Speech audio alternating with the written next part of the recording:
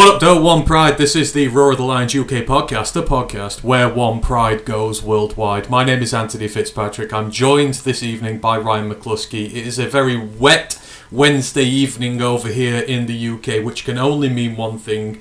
It is time for the college football podcast, a Louisville Brohm-ance. Ryan, we don't know about you. Week 6 has just gone by. We have had possibly the worst ever play call in the history of college football this weekend. We had an accidental onside kick recovery. We had a top 3 seed knocked over. We had some high scoring epic bangers this weekend. This might just have been the best weekend of college football we've had in some time. Would you agree? Yeah, because this season so far has been really disappointing. It feels like it finally came alive this weekend. Like I say, good ranked matchups, some upsets, and drama. We hadn't seen a lot of drama or weird stuff happening. It's been pretty calm and pedestrian up until now, and that's not very like college football. So it was good to see someone just do something really silly so we can poke fun at them. And poke fun at them we will.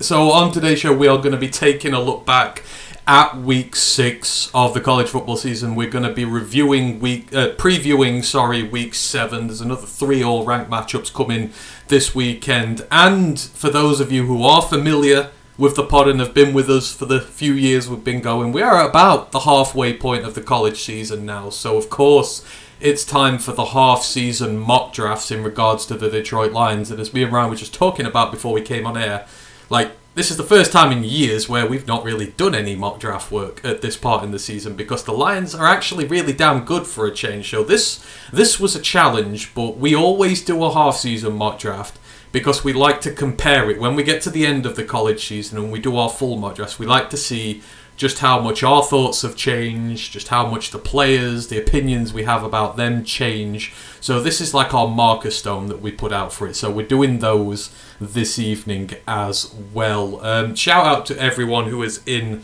the building. Brian Shook and Brent DeWitt are both in the chat on YouTube. Brent, I'm glad you're here, Brent, because when we do our half-season mock drafts, I have a Michigan player in mind, and I think that's the first time in 3 years of doing this show that I've ever put a Michigan player in one of my mock drafts, so you're about to witness history today. I've already seen Mike the Marine in the chat over on Twitch, and our own Ash is in here as well. I'm here to watch the roast of Mario and Miami, but of course you are. 100% I knew you'd be in the building for that, and we can't say anything bad against Florida State this week, so we're really good at the weekend. So hey ho, you're in for a good one. Lisa De Lorenzo's in the building. Hope you are well, Lisa. Right, let's get all the housekeeping out of the way.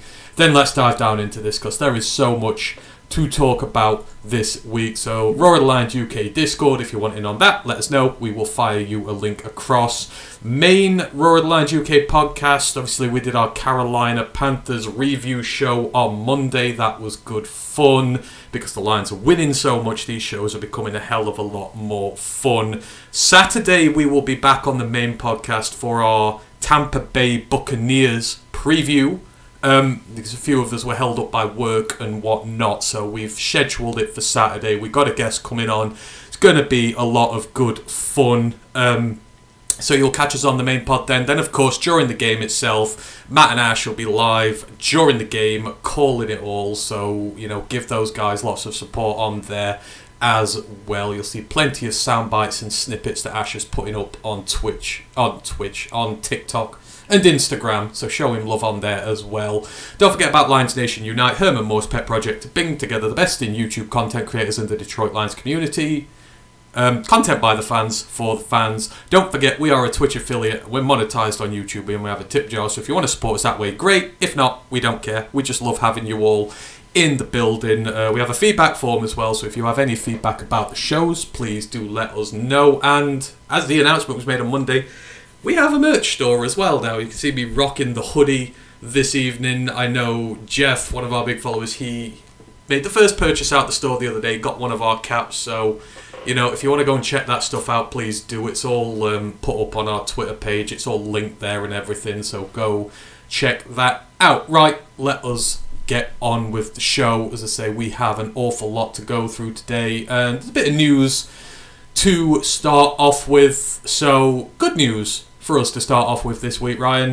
We were talking a few weeks ago about UNC wide receiver Tez Walker. He had been banned from the season by the NCAA for some stupidly draconian rules about transferring and not doing it too much. It was all a bit stupid. Well, he actually made his season debut for UNC this weekend against Syracuse because the NCAA found new evidence, which meant that actually their case against him wasn't as rock solid as they thought, and they've decided to let him play.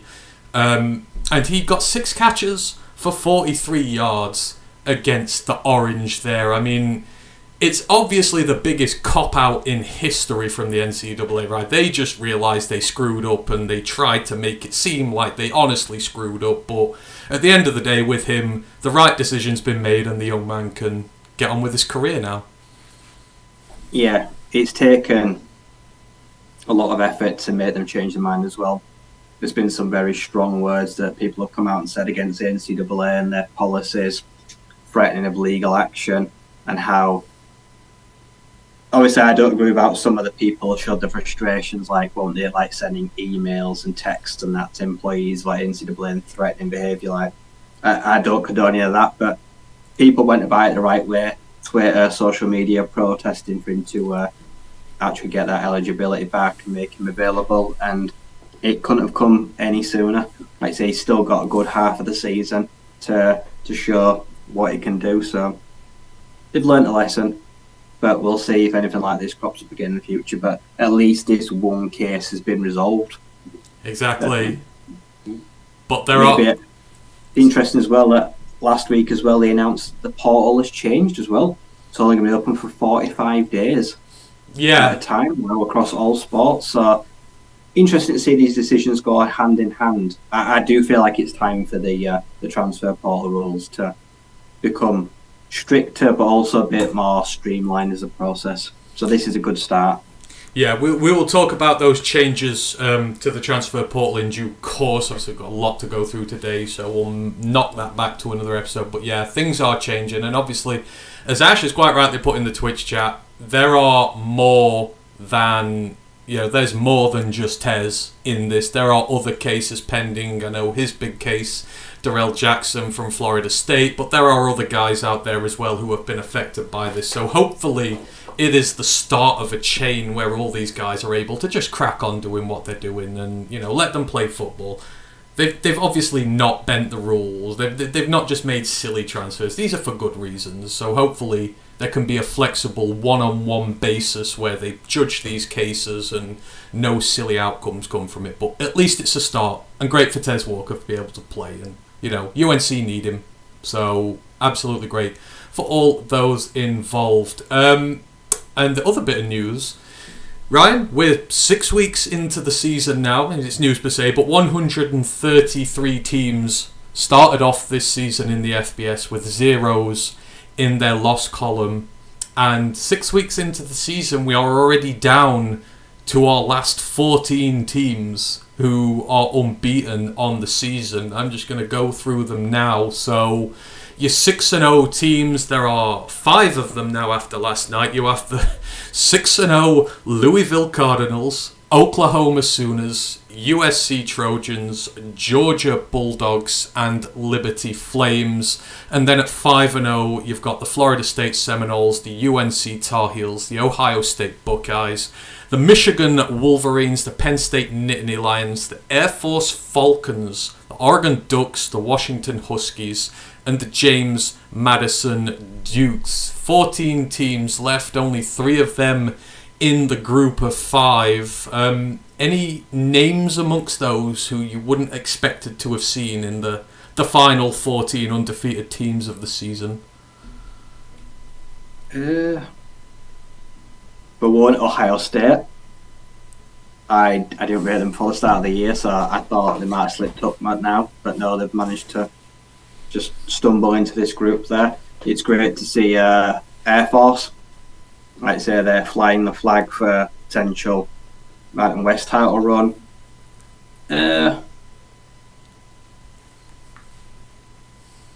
the rest of them have got close and pushed their luck. Like I said, Penn State, it's great to see them. Like I said, they usually start the season well, but now they're pretty much like just going full throttle right now. They've hit the ground running really heavy. But yeah, Liberty Flames, I definitely did not expect to see them anywhere near this. I did not think they had that out. I thought they'd take a bit of a step back and have some growing pains after losing so many players to the draft in the last few years. But no, they looked good. Yeah, so they did well last night. But yeah, there's a lot of sides. But unfortunately, well, as of this week, some will fall. But yeah, it's going to be interesting to see how many weeks it takes to whittle it down to 1, 0. Who knows? Is anyone going to go run the table this year? Oh, I'm looking at this. I don't know. I think this could be the year where somebody or all of them mess up. I feel like they're all going to lose at some point.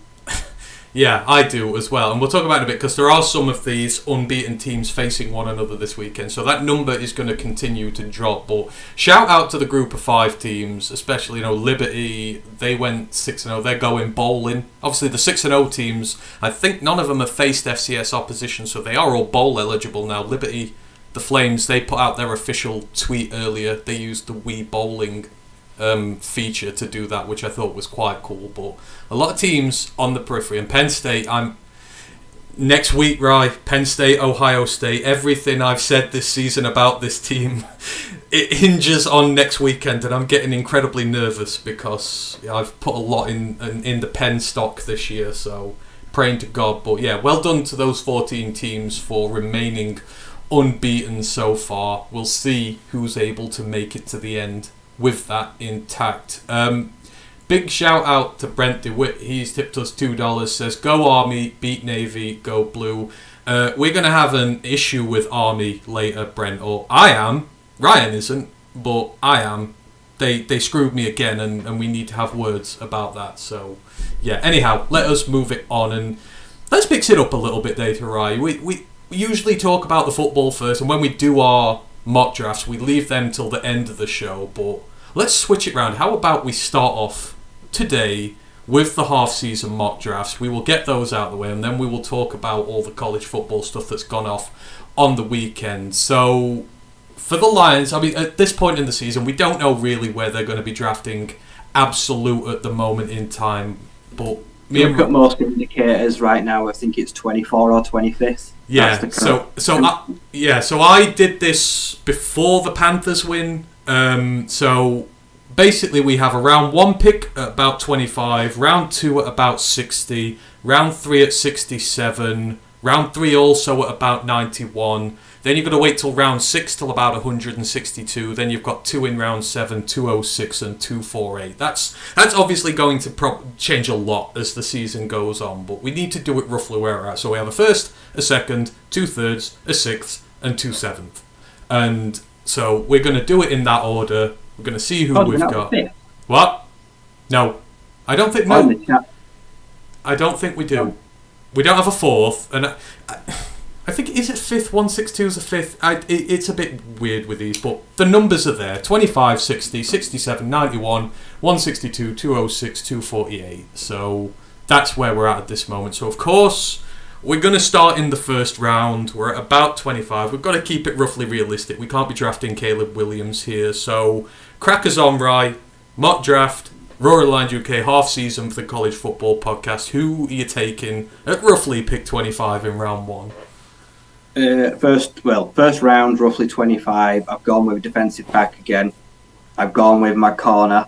I've gone with Cooper DeJean, the Iowa cornerback.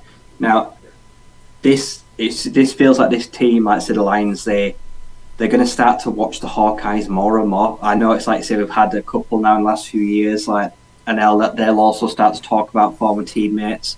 I'd expect Jack Campbell to pipe up and Sam to be like, yo, like, cornerback, it still feels like an issue. Like, a lot of people will say, like, next year, like, oh, they'll see Manny back.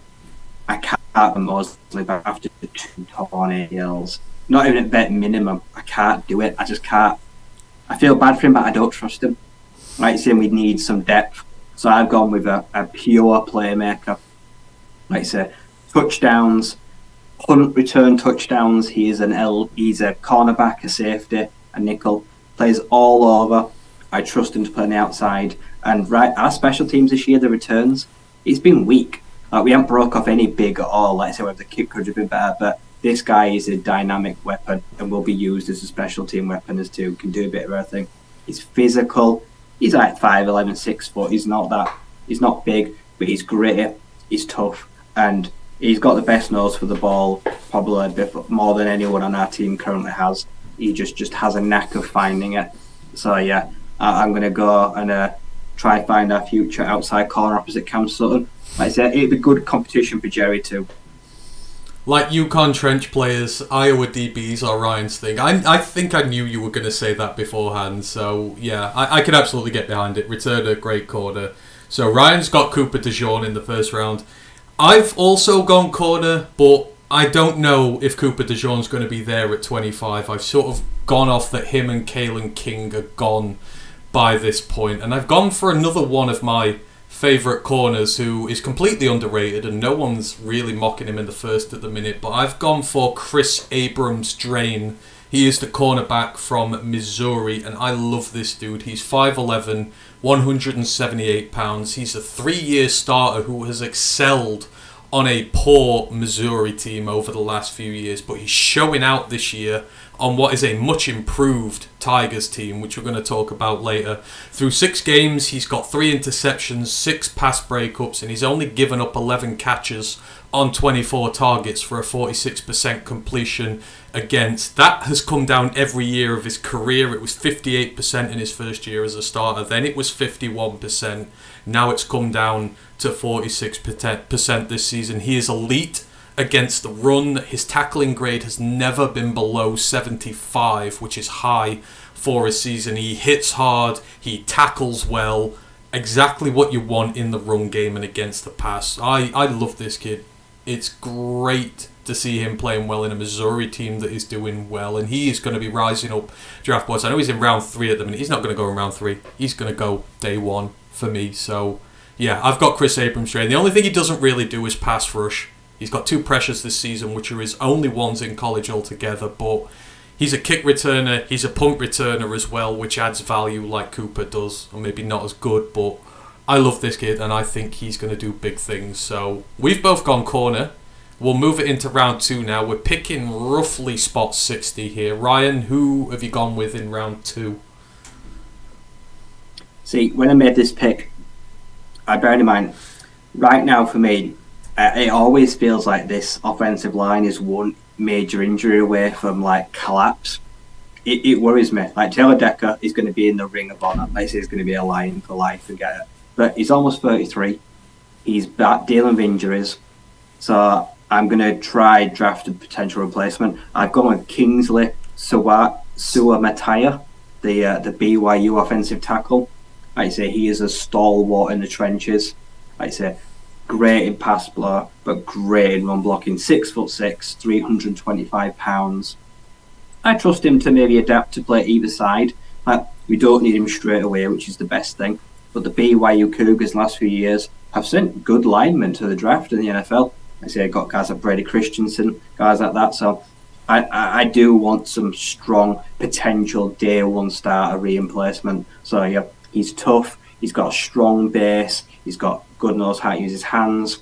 He gets hold of blockers. They don't get leverage underneath him. Experience too. Like I say, best part of a 3-year starter. And I trust him, like I say, as a potential swing tackle as well. Gets to the second level, finishes blocks, isn't afraid to pull guard, like I say, go across the linebacker. So I think you could experiment with where you're going to place him, but it feels like it's time to look to the future on the O-line potentially. I love Suamataia. He's actually the guy I've been doing tape work on him just today. He's like the first guy I've started on for this draft process because I'm the same as you. I love a BYU lineman, and he's great. He's got so much upside with it. He's got the athletic profile that the Lions love on their offensive line as well. So guys are wanted, but they're just going to be taken way before we're going to be picking. Absolute stars. And then there's a bit of a drop off. So like I say, late second, I think this would be a good pickup. You pick the guy with the developmental upside. Right, moving on to me, and for the first time in history, of doing these, I'm picking a Michigan player and I'm taking him at 60. We need a partner for Aleem McNeil in the centre of the interior defensive line. I love Bugs, I love Benito, I love Levi, but we're going to need another cornerstone there for the future going forward, and there is no better guy in college football at the minute, especially when it comes to the run game, than Chris Jenkins, who is the defensive tackle at Michigan. He is 6'3", 305 pounds of elite run defender. With Aleem sort of emerging as the wrecking ball in this interior, it's time to pair him with a truly elite run defender to allow Aleem to go and do his thing. And if you've watched this Michigan D-line over the last few years, and yes, I'm critical of the team, but I hold them to higher standards because of the Michigan bias amongst Lions fans. This D-line has been suffocating, and he's the anchor that you drop on a run game to begin that suffocation. He's not a pass rusher, really. His last 3 sacks have come against Bowling Green, Rutgers and UNLV, but the run defense is at a level that none of the other top DT guys can boast. He is freakishly athletic off the snap. He is an interior disruptor amongst the best of them, and I think if you pair him with Aleem in there, you are going to have a really disruptive interior line. All starts with stopping the run, and he's the guy you're going to put in there to do that. So can't believe I'm saying it, but I got a Michigan guy in there, and Chris Jenkins is going to be my guy in round 2 at 60. 7 picks later, roughly at this moment in time. I know players do, but round 3, Ryan, pick 67-ish. Where are you going next? I'm going to go wide receiver because I'm not sure how, well, I'm not throwing in on the bus, but I don't know how Williams is going to pan out. I say we can't rely on Josh Reynolds forever.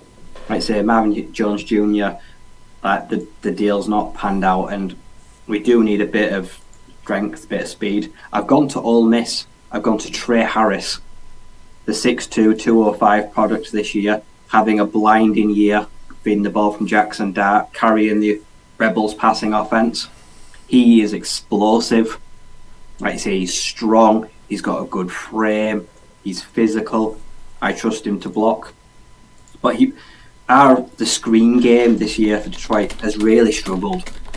Like I say, guys to block, but guys to pitch and make the first guy miss if they miss their block. He's got the yak. He's got that knack for getting the ball behind the line of scrimmage and just making things happen. Like I said, Dart's not got a huge arm. I've noticed that Ole Miss. But he's finding Trey Harris and then he's letting him do the work, especially down the sideline. And we are like one explosive extra playmaker from like being a potential Super Bowl team. And I feel like I like this guy. I think I can trust him to block on the outside against the bigger, more physical corners. He seems aggressive, explosive. He's got that chip on his shoulder that allow him to do it. And in the passing game, do everything else. He's got a good route tree. He's got that extra gear when he needs to. Like I say, once he gets in behind, he can take it all the way if needs be. But someone I expect to be very versatile and probably will even try their hand at special teams at the next level. Potential returner material if he wants to so be it. But yeah, one extra weapon won't hurt. Nah, Trey's having a terrific season, I agree there. He looks so good. It'd be great to have him here. I also do have a receiver, but not just quite yet. Moving on to my side of the ball, for my round 3 pick, you thought my crush on Travis Jones was bad for UConn players. Wait till this draft comes around. Christian Haynes, the offensive guard from UConn, he's their right guard. And I love this player more than anybody in this draft going forward. He is 6'2", 313 pounds. He is elite as the Huskies' right guard. He's approaching 3,000 snaps in college football. He is very seasoned. I've talked about him a lot in the preseason. Go check our UConn preview out. But after 6 games, and this is on a bad UConn team this year, they are not good. He's grading at 89 over on PFF. The run blocking is nigh on 90. The pass blocking is 88.5. He's given up just 1 sack, and that was against NC State, which, you can forgive him for that because we're, Wolfpack, we're just that good. Only given up 3 pressures on the season. He is a bad man who physically dominates everyone he comes up against. He's technically highly proficient in both aspects of run and pass blocking. He's either pancaking you on a run play, or he's playing the immovable object in pass protection, and he can give you versatility on the line as well. But that right guard situation is still a question going into next year. Haynes is exactly the sort of guy that I would expect the Lions to look for. Big chip on his shoulder, great in both aspects of the game, does all the dirty work, he is athletic, gets up to the second level, everything we require in our multifaceted offense in terms of what we need our linemen to do, this guy can do. Christian Haynes is it. I want him on the Lions worse than I want a Travis Jones, so he's my round 3 pick. I don't know if he's going there if he carries on playing this well. It's probably higher, but at the minute this is where he roughly is. We take him in round 3. I'm in absolute dreamland. So yeah, he is my round 3, my early round 3 pick there. Moving later into round 3, right, we're at roughly pick 91. Where's your second round 3 pick going? I think this might be a bit high. We'll see what happens between now and the end of the year, but I'm taking a swing on trying to find a partner for Hutchinson. So I'm going edge, D-end. Princelli, or I'm going to butcher this, Umanmilan, the defensive end from Florida. Umanmilan, yeah. Fun fact, his brother Prince plays for Tarleton State, and his other brother, Princewell, is a freshman at Nebraska. So I don't know if there's any other 3 brothers currently in the FBS, but yeah, D-end, 6'5", he's very lean at 250, but his arms, like, they're just so long. His body, his frame is just so lanky and athletic. He's explosive, he's really flexible, he's got good bend. He had a breakout year last year, 4.5 sacks, like 40 tackles and 2 forced fumbles. He's very unpolished, he's messy, he's scrappy, very raw, but he has got like elite physical tools and traits to be a pass rusher. Against the run, I'm not necessarily sure, but he's built like an Aiden Hutchinson. He's got the frame. I think you can teach him to be a bit more patient, but he's got the engine, just needs to work on the pass rush skills. But I think he's worth taking a flyer on. Like I say, he's got that kind of stuff. He's got the stuff you can't teach. And knowing us, let's say with the D-line coach and how well we've done with the projects and the rookies and the veterans, how well we brought them in, I think it'd be a good chance to add some juice to the other side. Yeah, he is actually. I think we highlighted him before the season, sort of that Florida team, but he is very, very dangerous indeed. So I think I've actually got edge later on, so we're quite similar in what we're doing here. But yeah, Prince, he's going to be a good player in the NFL, I think. Got all the traits you need. Right, for me, my late pick, I'm now going wide receiver, just a little bit later than you do, but this is another guy I highlighted in our preseason previews. Torrey Horton, the wide receiver from Colorado State, the physically dominant 6'2", 190-pound Rams receiver. He's on a tear in college football right now. He's coming off a 1,000-yard season last year.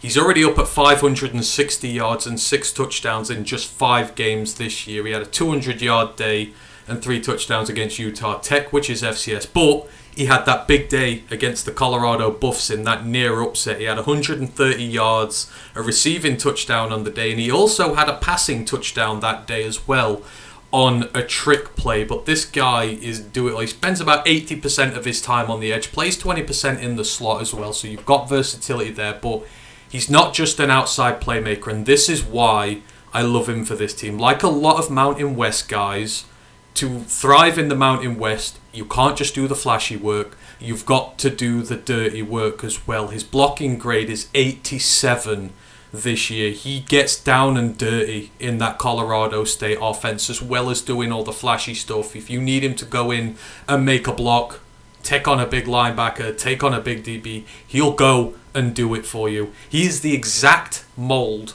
of a Lions wide receiver. And out of all the guys I've seen so far, and we've got a question to answer about this later, guys that the Lions look for, he's the guy. And, you know, I don't want to toot my own horn here, but last year it was Puka. I told you how great a fit he'd be given his work ethic, his effort. He's on a tear in the NFL right now. He's one of the NFL's hottest receivers, and it's easy to see why Torrey Horton's so similar to him in the way that he plays the game in that he does all the nitty-gritty dirty work as well as the flashy stuff, and we still need a guy on the outside. We've got JMO, that's great, but you also want that big-bodied guy on the outside to do the dirty work as well. So Torrey Horton is my guy there. I would really love us to draft him, and I think their eye will be firmly on him when the draft process comes around. Right, we've got a gap now. I think it is round 5 when it's 160, but we're going from 91 to 162, so we're going into day 3 territory now, into real development territory here. Who do you have at 162-ish? I've actually gone running back here because it feels like you can never have too many, and like we go through them quite heavily. We do like to change it up quite a bit. Like you say, Zonovan may not be here next year. Greg Reynolds, like you say, does well, but did he move on? Does he want to go get a bigger role somewhere else? So there's always going to be a room here. I've gone with Rasheen Ali. So I've gone with the Marshall back. Like you said, he's well built, like 5'11", like 210.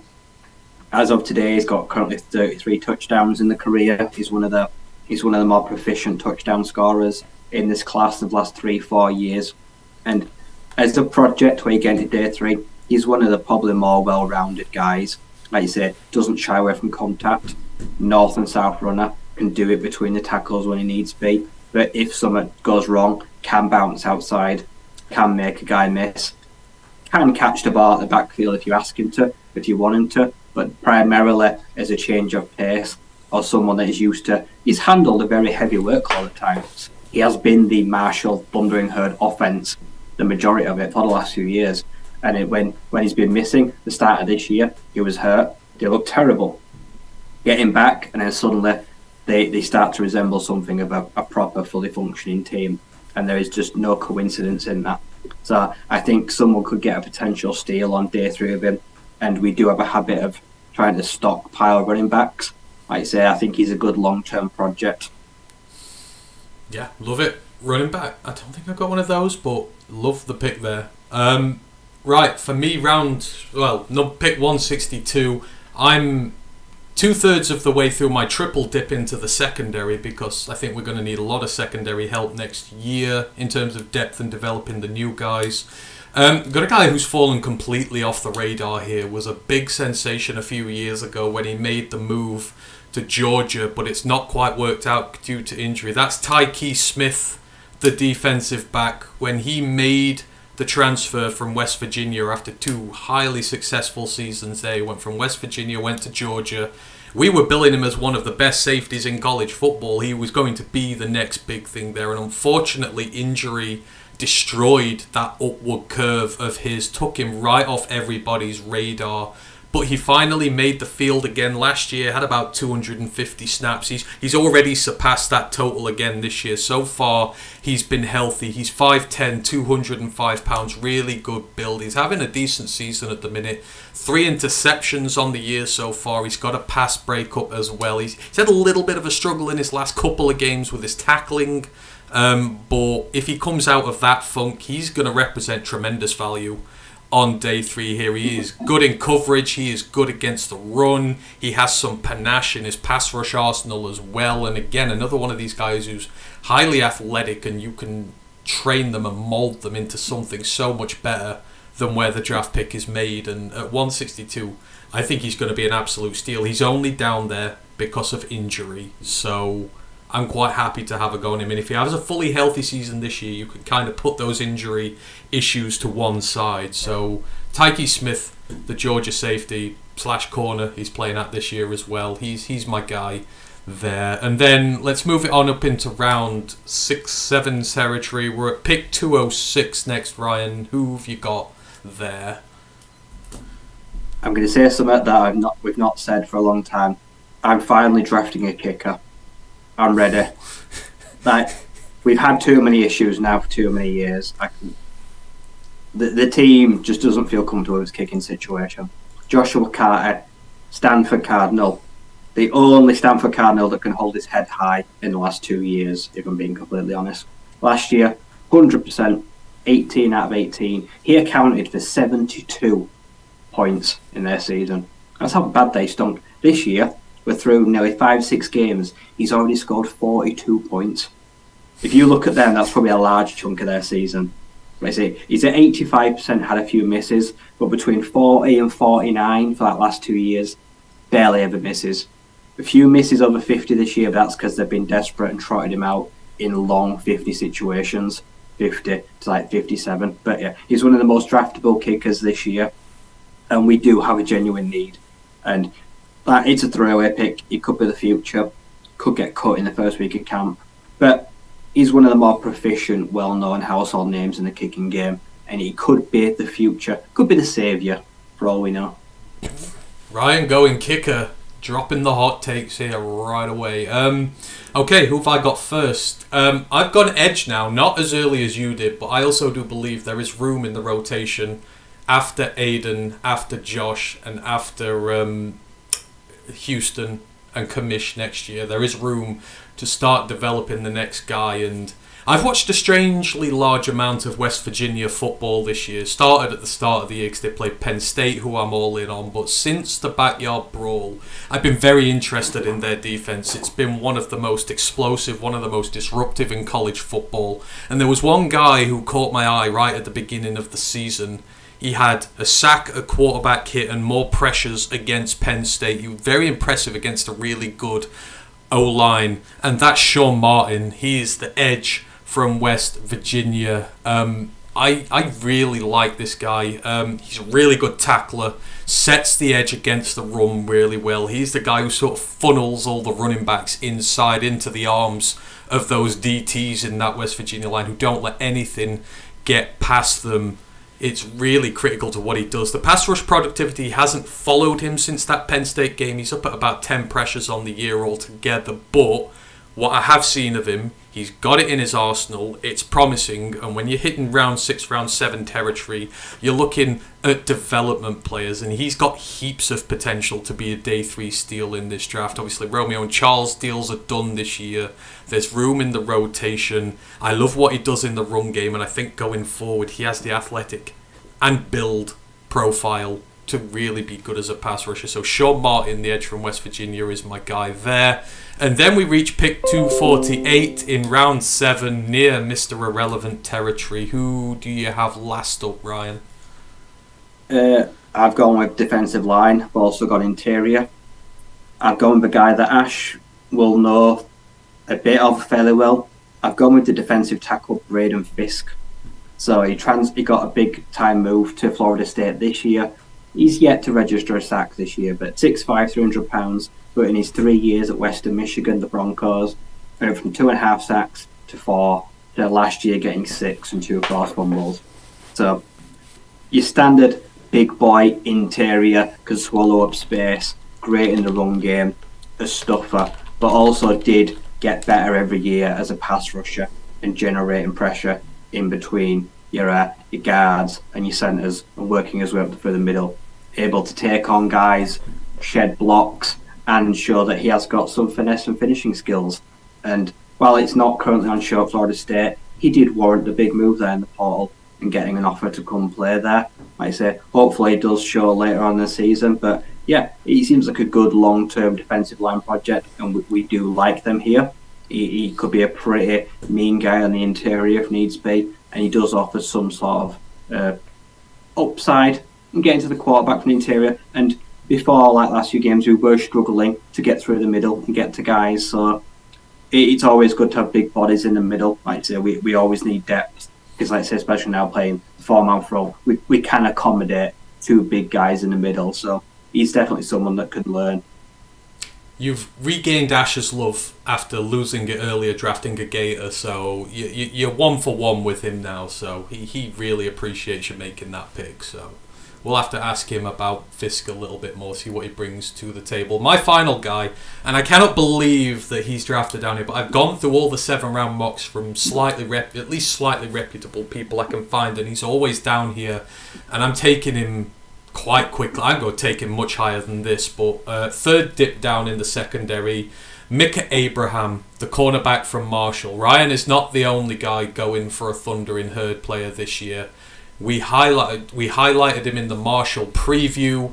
before the season started. He's their star player, really. He's 5'11", 185 pounds at corner, and forgive the pun, but he is the Marshall of the Marshall no-fly zone. He's coming off a season last year where he had 6 interceptions and 10 pass breakups. He gave up just 32 receptions on 65 targets, which is sub 50%, and he's getting even better this year. Through 5 games, he's already got 2 picks, he's got 3 pass breakups.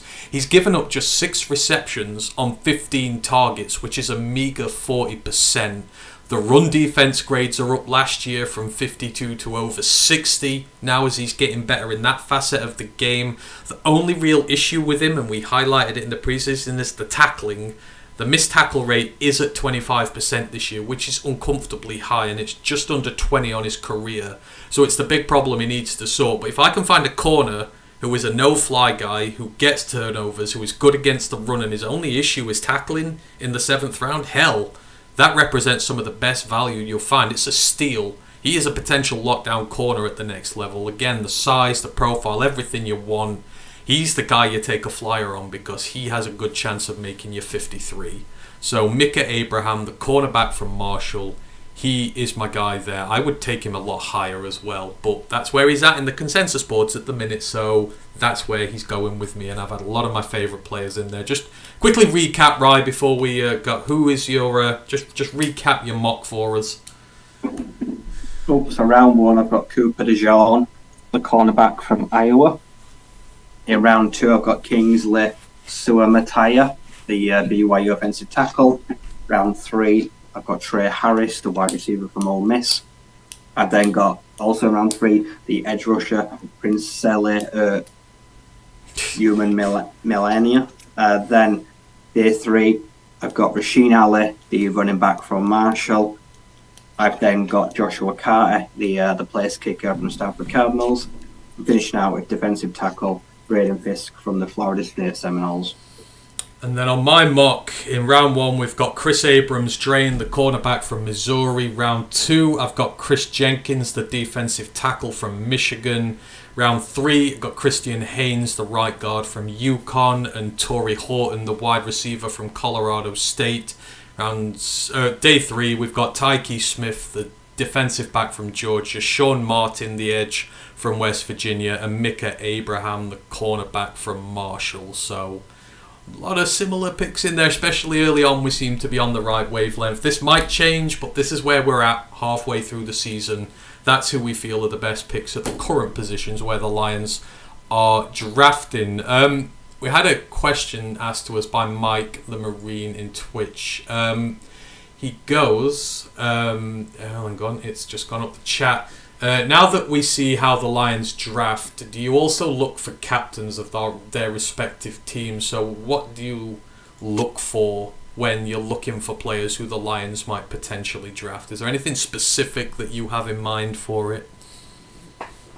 I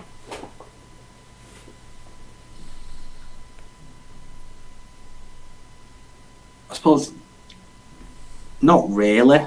It feels like we don't have a body type for any position really. We've got some small guys, got some bigger guys. I think engine, primarily we want guys that can go like every down. Like you need to be able to go like 3 or 4 downs on offense and defense. So I think stamina is probably one of the big things. It's no good being someone that comes on and like causes a huge play, but then you've got to go off, take a breath, or come back 3 or 4 plays later. That's probably not for us. And I say definitely in the secondary, like it's man. We primarily go for man. Like you say, if you're all zone or majority zone, they're probably not going to look at you if they don't trust your capability to be able to just take someone on your own and just track them across the field. Especially with how much we've started like motioning and calling that now. So that's probably things to look for on defense. On offense, it's blocking. It doesn't matter what position it is. You have got to be able to sustain, maintain a block, and you've got to be the one that engages. You can't let them come to you and then you win the block, because they'll look at that as a sign of weakness. You've got to go out to them and start the block. Whether you win or lose, you initiate the contact. So yeah, it's the aggressive streak that look for like that in offense. Yeah, I would agree with you there. So specifically when I look at receiver, I definitely look blocking. That's why, like last year, Puka, Nasua, on him all season because of the way he blocks. And, you know, you get your reward from that. Does all the dirty work. He is for that Rams team, and they're rewarding him with a lot of targets. And, you know, that gets you going. And that's why I got Torrey Horton this year. He blocks like a champion. And in the Mountain West, you have to be a guy who blocks like a champion for your team. It's a physical, rough conference. So that's why I like the players out of there. That's why we get a lot of the guys we highlight on there from there, because they've got the right profile. So yeah, absolutely they've got to block. For your offensive linemen, I think they've got to be quite mobile, given what we do. You're looking for guys who love to get to the second level. You're looking for guys who are good in motion. You know, that because we do a lot of that. Our offense is very intricate and relies on it, especially in the run game. So I look for that there. And then just sort of outside of that, the big thing for me, I watch the press conferences, I watch the interviews, because for me it's all about a player's mentality. You listen to the way they talk, you find out if there's a true love for the game in there. I find that there's a lot to be had for that, because Brad and Dan love to draft a certain type of player. They have a certain type of mentality. All these guys have a certain type of mentality. And you can only pick that up by listening to them speak and listening to them talk about the game. So as much as watching game tape, I watch the interviews as well, because for me that goes an absolute long way into figuring out some of these guys that they might like. So yeah, absolutely. And you know, you see a lot of the mocks at the minute. Adunze Rome he's the guy who a lot of people are taking in the first physical wide receiver. That goes back to the blocking point again. He's in there because he's an elite receiver, but that Washington side, you have to do the dirty, gritty work for them. The amount of defenders they send to the draft, its emphasis is put on being physical. So there are a few things that we look for, but then sometimes we just look for players we like as well. But there are certain things you can look at to maybe whittle down the list there. Brent goes, do you think that now other GMs know what kind of guys Brad and Dan like, will they use that to try and get more from Brad during trades? I don't think so. I think Brad's very savvy when it comes to the draft. He knows what he wants. He knows what he's willing to pay for it. And I think he's very skilled when it comes to manoeuvring. You saw the manoeuvring he did for Broderick Martin. I don't know if guys will be able to pick up who he likes, but I don't know. What do you think, Ryan? Do you think that he is... Because we do have a small pool of players we pick from, so could that be used against us? I don't think it'll be used against us, but I think it'd be easy to lure Brad into a trade. He is very receptive. Like you say, will the Lions make a move before the deadline? Well, a lot of people are saying no. I can see it, but it's not going to be a blockbuster. But I think he likes the thrill.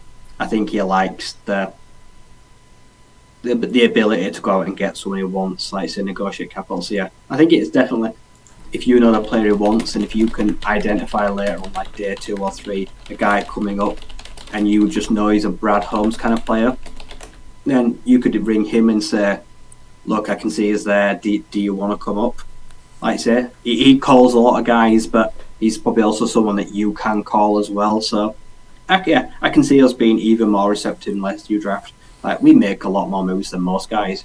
We'll move back 2, 3, 4 times in a draft up and down. Yeah, and for me, I don't think Brad will get taken advantage of. So one thing he does really well, he does trades for the benefits of both teams. He won't just be like a stooge who goes, only I can win from this. You see a lot of the trades he does, like the ones with Minnesota, they get good value out of us, we get good value out of them. He's quite happy to give up a little to get what he wants and to do fair trading. So I think other GMs will respect him for that. So I don't expect it to impact it. I think because Brad will always offer a fair deal. He won't try and rinse anybody.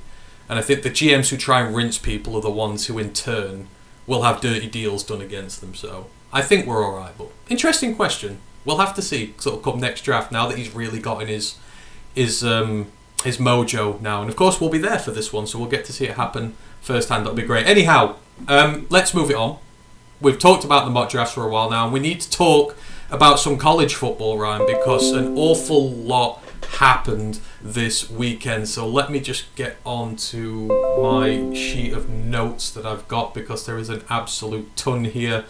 As always, we'll start off with our main games that we want to talk about. There's a couple there. Then we'll move into the upset corner, the survivor corner, and then the pick watch games, and maybe other games in there as well. And as always, if you get yourself into the title of the show, you are the first game that we talk about. And this week's title for the college pod, a Louisville Brohm-ance. I'm quite proud of myself for that and the connotations there. But Jeff Brohm and Louisville, what a start to the season it's been for them. They're one of the 14 unbeaten teams left. And this comes under the upset category.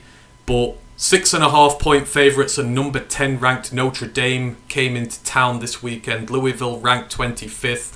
All week, all we heard about was how many are Notre Dame going to win by? Is it going to be a blowout? Well, it turns out that Louisville blew them out instead. Ended up Notre Dame 20, Louisville 33. And as I say, this bromance with Louisville just starting to become a little real now. So obviously it's his alma mater, Louisville is. It's the first season. He's coming from the Purdue Boilermakers, where he did an alright job with them. This 6-0 start represents the first time they've done that since 2013. They're 3-0 in the ACC at the minute. And as well, this is a balanced team. Probably the most balanced team Louisville's seen in a long time. When you think of Louisville, you think Malik Cunningham, running quarterback last year, all about the offense. The defense not as good. But the team ranks this year, so they are 20th in total offense in the nation.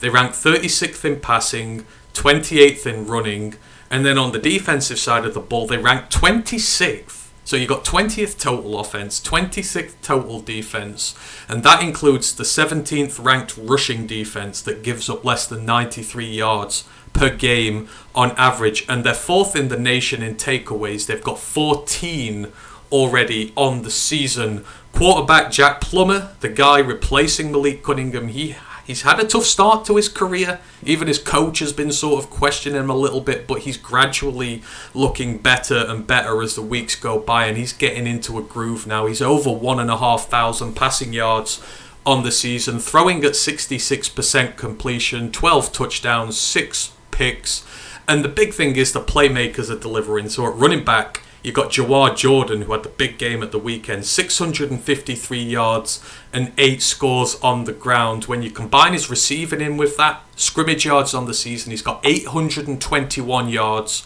and 9 touchdowns. And then you've got your star transfer, the wide receiver Jamari Thrash, who came in from Georgia Tech. He's taken to this team like a duck to water. He's got 531 yards and 7 touchdowns on the season already.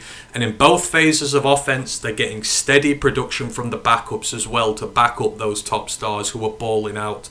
The defense is cooking.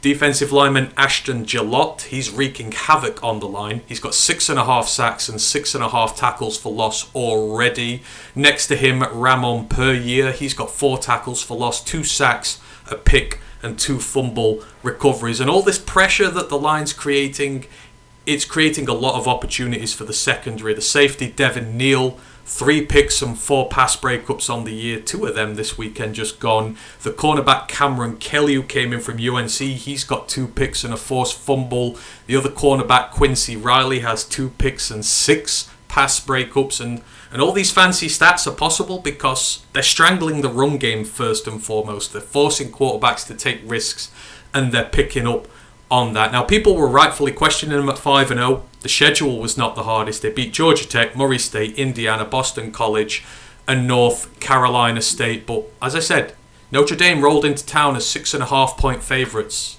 and everyone was saying how much are they going to lose by. But this unproven Louisville team, Ryan, it's turned around. It punched them in the gut. And I don't know about you, but I think they've gone from a meh, they're an alright team to colour me intrigued. Yeah, like I say, I've never been complimentary of Jack Plummer. He started the season, I'd say poorly. Yeah, he didn't start the season really well. They were winning in spite of him, not because of him. But in the last 2 or 3 weeks, yeah, he's improved. Like I say, he started to bear some of the actual workload himself, especially through the air, which is improved, because this is a team that's trying to break the stigma of just having a running quarterback. Malik coming after Lamar Jackson. So it was like 5.5 years of just, like I say, a dual threat guy. Jack Plummer is he's a pocket passer. So that's something for just an offense. But yeah, the ground game going really well, like I say, and that's opening up I thought about putting Jamari Thrasher on day 3 of the mock draft, but the build for me, I don't think is a blocker, but is an elite receiver. He has really made a splash on this team. Like I say, he was wasted in Georgia Tech, but having a great year this year.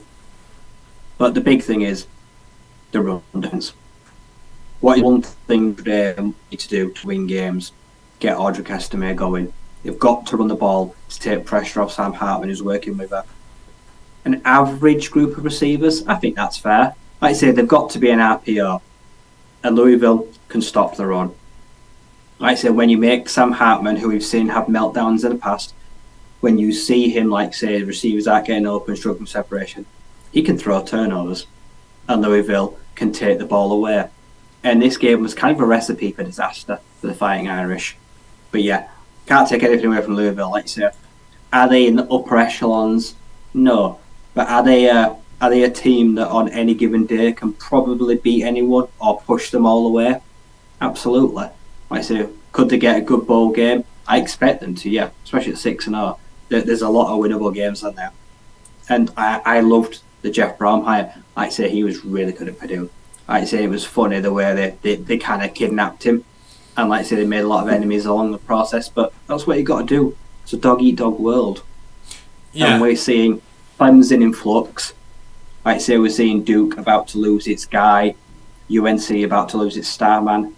Are the Cardinals about to become a contender in the ACC for the next few years? They've bridged the gap pretty quickly in just 1 year. Yeah, and it all starts with the trenches. And, Brohm's Purdue side, we always know in pass protection they were good because Aidan O'Connell balled out.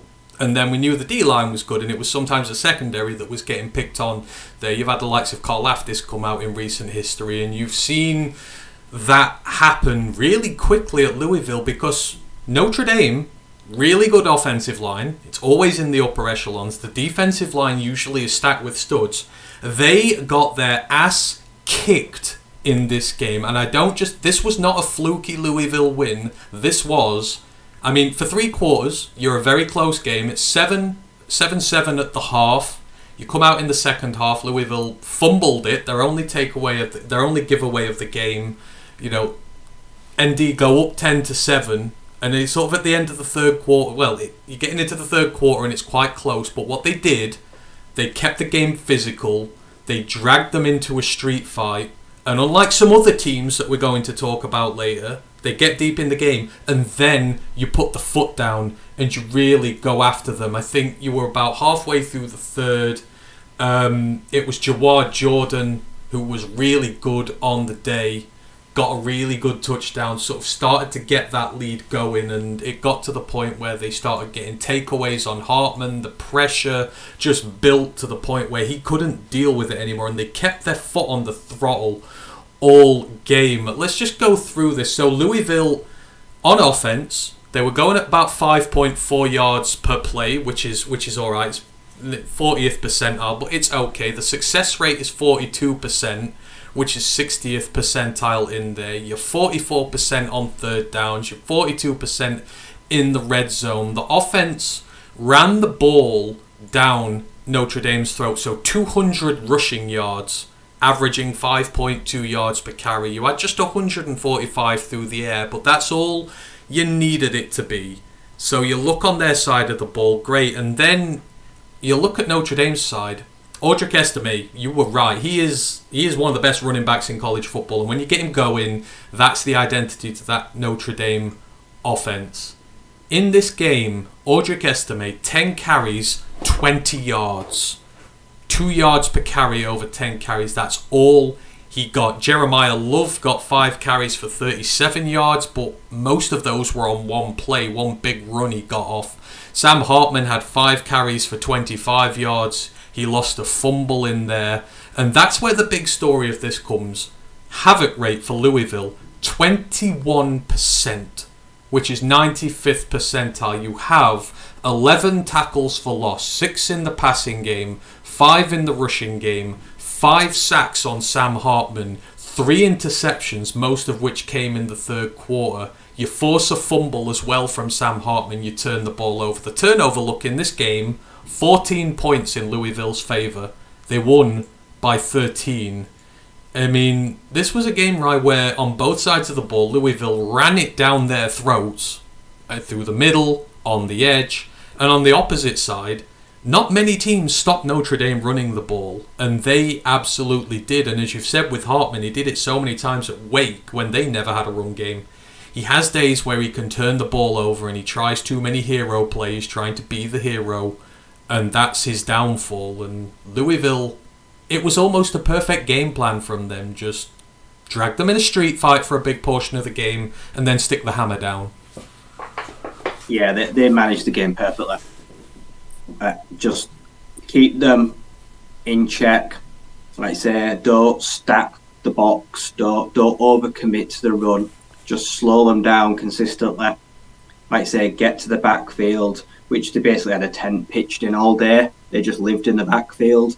And then when they felt like that the tide was turning, like I say, big plays, turnovers. When Sam thought, I've got to make something happen to win the game, I can't run the ball. And when you smell blood like a shark, they pounce. Some bad throws, but some good interceptions. Like I say, ball security struggling. And like that kind of one quarter just changed the entire game. It flipped on its head and it took away any real momentum that Notre Dame ever had coming out of the half. And they were just never able to recover. They're just someone that, up until now, everything's gone their way kind of this year. They've been used to playing from in front, leading, controlling the clock. But when things suddenly start going wrong, when they start losing the ball, when they can't control the line of scrimmage, like their lack of plan B is alarming. When their run game does get bottled up, they don't have a receiver that can go out there and just dominate a defense. Jane Greathouse is just a freshman. Like I say, it could be at Dundee, but he's not it right now. Michael Mayer's gone. Like I say, they don't have that big. They don't have a Brock Bowers, someone that you can just rely on. He doesn't have a security blanket. So the options are very limited when someone stops them in the trenches. I mean, yeah, you've got Mitchell Evans, really, and they don't use him, which is weird, because he's huge and like such a mismatch. But, you know, coming out of this game for Notre Dame now, like we talk about both teams after this, it's a great win for Louisville at home. But Notre Dame, we always thought they were a quarterback away. Like, you're thinking the defense is always really good, the offensive line's good, they've got weapons, the running game is good again, you've got one of the best running backs in college football. You thought it was the quarterback issue, and they've got a quarterback now, yet they look further away than ever from being a playoff team. I mean, where do they go now? I mean, Marcus Freeman's maybe not on the hot seat yet, but the Battle of the Jeweled Shillelagh is coming up. This season's nearly dead in the dirt. Where do they go now? Because we thought the quarterback was the issue, and it still appears to be, but is it just something deeper? Are they just not a powerhouse no more, and they're going to have to accept that? It's weird, like, such a promising season as it's kind of derailed. In the space of a fortnight, like everything we thought we knew about them has just kind of gone out the window. And yeah, they're at a crossroads now. Is this season going to be one where they limp to the finish line, get a crap ball game that Sam Hartman probably sits out of if he has to, and then they're just treading water constantly? Like I say, Marcus Freeman, yeah, he's probably pretty safe for now, because you probably put this down to more. It's on the field issues. It's the lack of star talent. It's the lack of big household names. And like I say, they recruit well, but it's always in the future. Like I say, they don't bring in star players from the portal. Like they don't do it that way. They look to build long term. But yeah, we thought like Hartman would be able to come in and they could have an outside shot at playoffs, but it's over. And you blink quick of an eye, he's going to be gone before you know it. And then they're back to square one. They're back to where they were last year. Yeah. So, yeah, there's bigger rooted issues here than, like I say, who's under centre. And it don't matter how good their offensive lines are. And if they have star running backs that are still outside Heisman guys, it's just not clicking. Is it coordinators? Is it coaching staff? It could be. It could be what Marcus Freeman surrounding himself with that's not helping. But, yeah, it feels like a team now that is just trying to salvage something from the season. They're not going anywhere. No, I don't get it either. And you've got a big game against USC this week. I think if you lose that, I don't know if they're on like the trajectory of, like teams like Missouri and Auburn, who were once powerhouses and like respected around the league and great teams who recruited well. It kind of feels like they're going down that road to irrelevance, because I don't know what the problem is there. I just don't anymore. The defense is like ranked 35th. The offense is ranked high. It's got a great running back. It's got a great offensive line. It's got a steady quarterback, and yet it still can't win. So I feel like it has to be coaching. But I think they're going on that route of fallen powerhouse. I don't think you can call them an elite team no more. That Ohio State game, that rinsed any credibility they had left to call themselves a big team on the stage there for me. So, but not taking anything away from Louisville. Tremendous win for them. And as for their aspirations, right, the last talk here. So they avoid Clemson and Florida State and UNC this year. They're 6-0. Their schedule going forward, they're at Pitt this weekend, and Narduzzi's team's in all sorts of chaos. Then you've got a 3-game homestand against Duke, who are minus Riley Leonard, Virginia Tech and Virginia. Then you're away at the Hurricanes, who we're going to talk about in a minute, and then you're at home to Kentucky in your last non-con game. Just how far can that team go this year? I mean, ACC title game, that is now, for me, a legitimate target for them potential. I think they could go far this year, and this game against ND shows they can hang with the bigger boys. 10-11 wins, if they want them, it's there. And it should be enough to book a ticket against Florida State. Realistically, the schedule, I'm not going to call it cakewalk, but I'm going to say it's soft. Their running now is very easy. Kentucky, it could be irrelevant. If they're like 10-1 or like 11-0, that Kentucky game won't mean anything. They'll already be in the championship game. So that could be like their first real test. Like say Duke without Riley Leonard. That just feels like a bit of a damp squib now. I think what should have been a great game that would have meant a lot, it's not going to be there. And then, I don't know. Unless Plummer has a few wobbles, that's the only way. I think the passing game of Jack Plummer will be the only way if they slip up in some of these games where he has just a really bad day at the office. You mentioned the schedule. Would it be fair to say if they ran that schedule, and I'm saying theoretically here, Ash, so don't shout at me, if they theoretically beat Florida State and won the ACC with that schedule, they wouldn't make the playoffs? No chance. Even if they were unbeaten and beat Florida State, I think that schedule is too easy to get a run into the playoffs. So, but for them, like I said, 10 or 11 wins, they would take that in year one of Jeff Brohm. And they are well situated for next year because Florida State are going to lose a ton of talent this year. They've bought all their players back this year. Next year is going to be their rebound year. Clemson are in arrears. UNC are going to be without Drake May. So they could be well in it next year if they keep a good part of that core together. So anyhow, well done Louisville. Great result there for them. Right, let's move it on. And there's one other really big game we need to talk about this weekend in detail.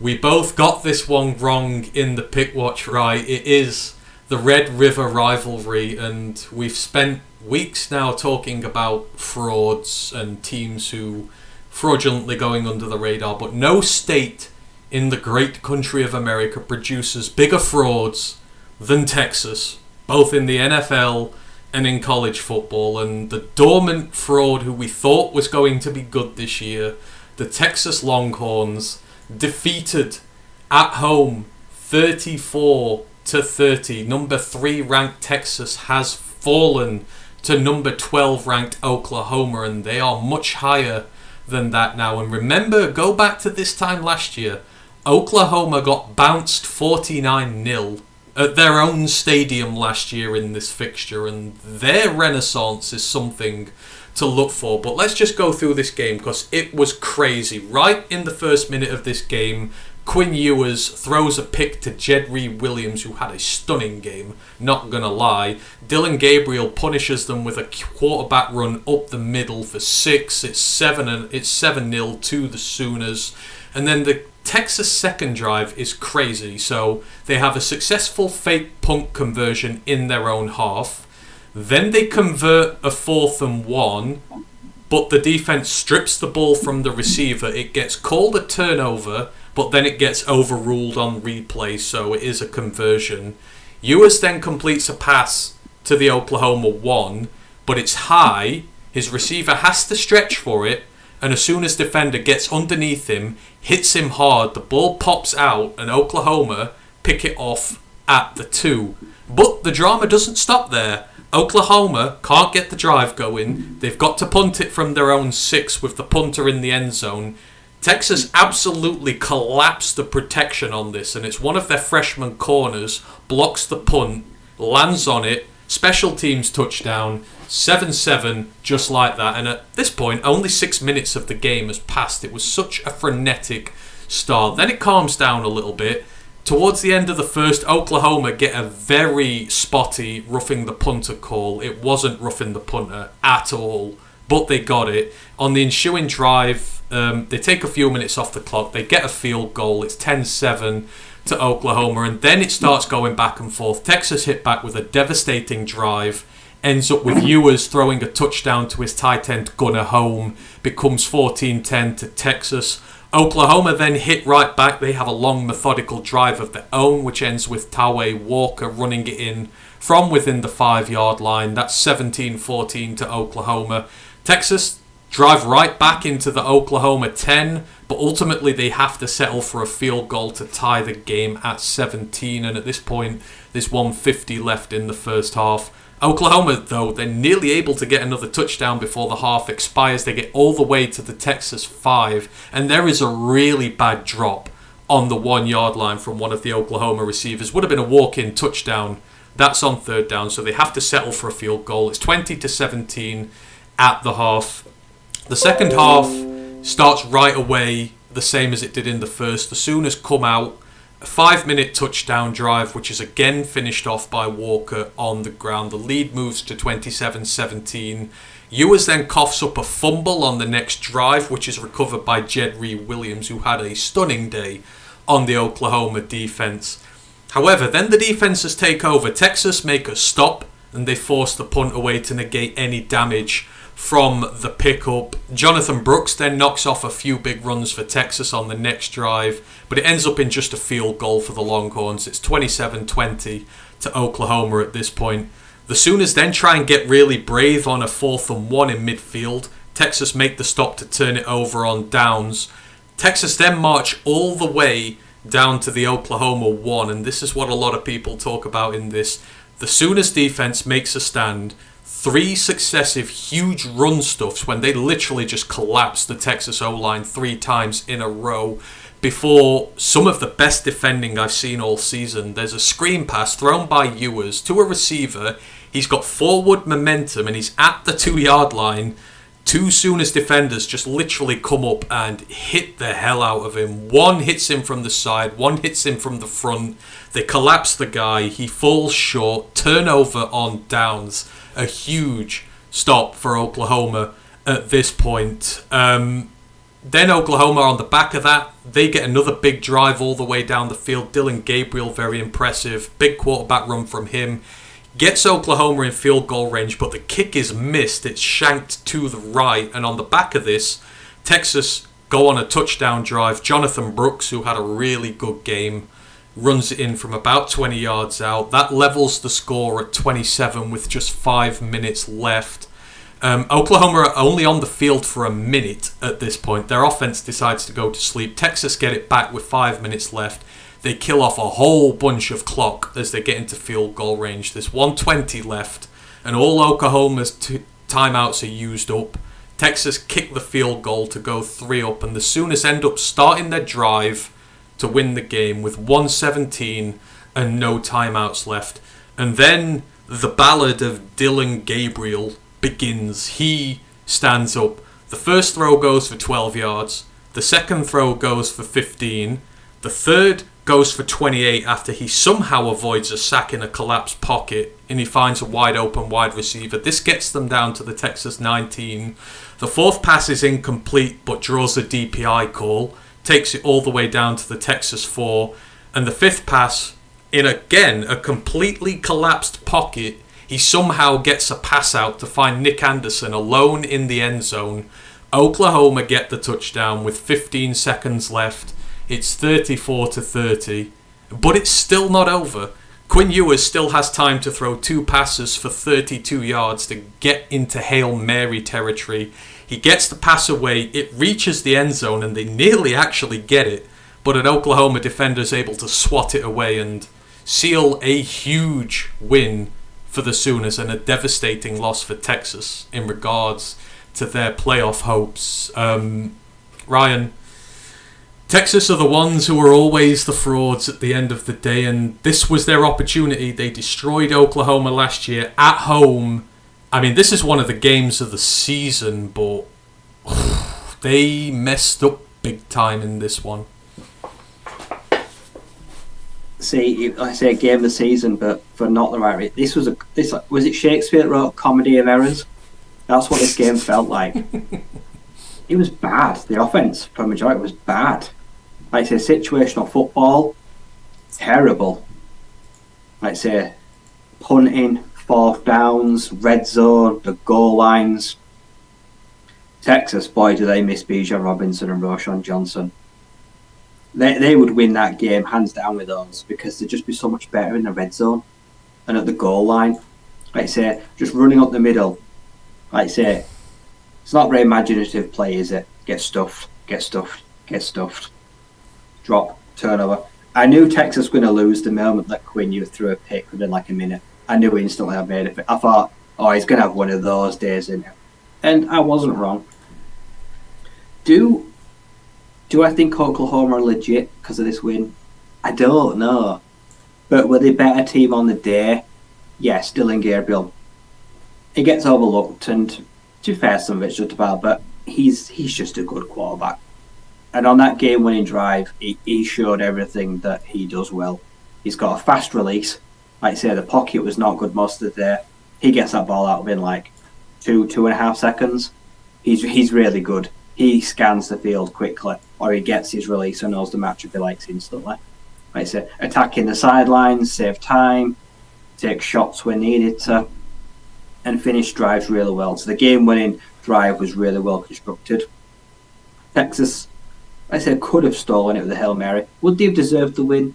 No, absolutely not. As the Oklahoma defense for the majority of the day was, like I said, they were brutal in the run game and on short yardage.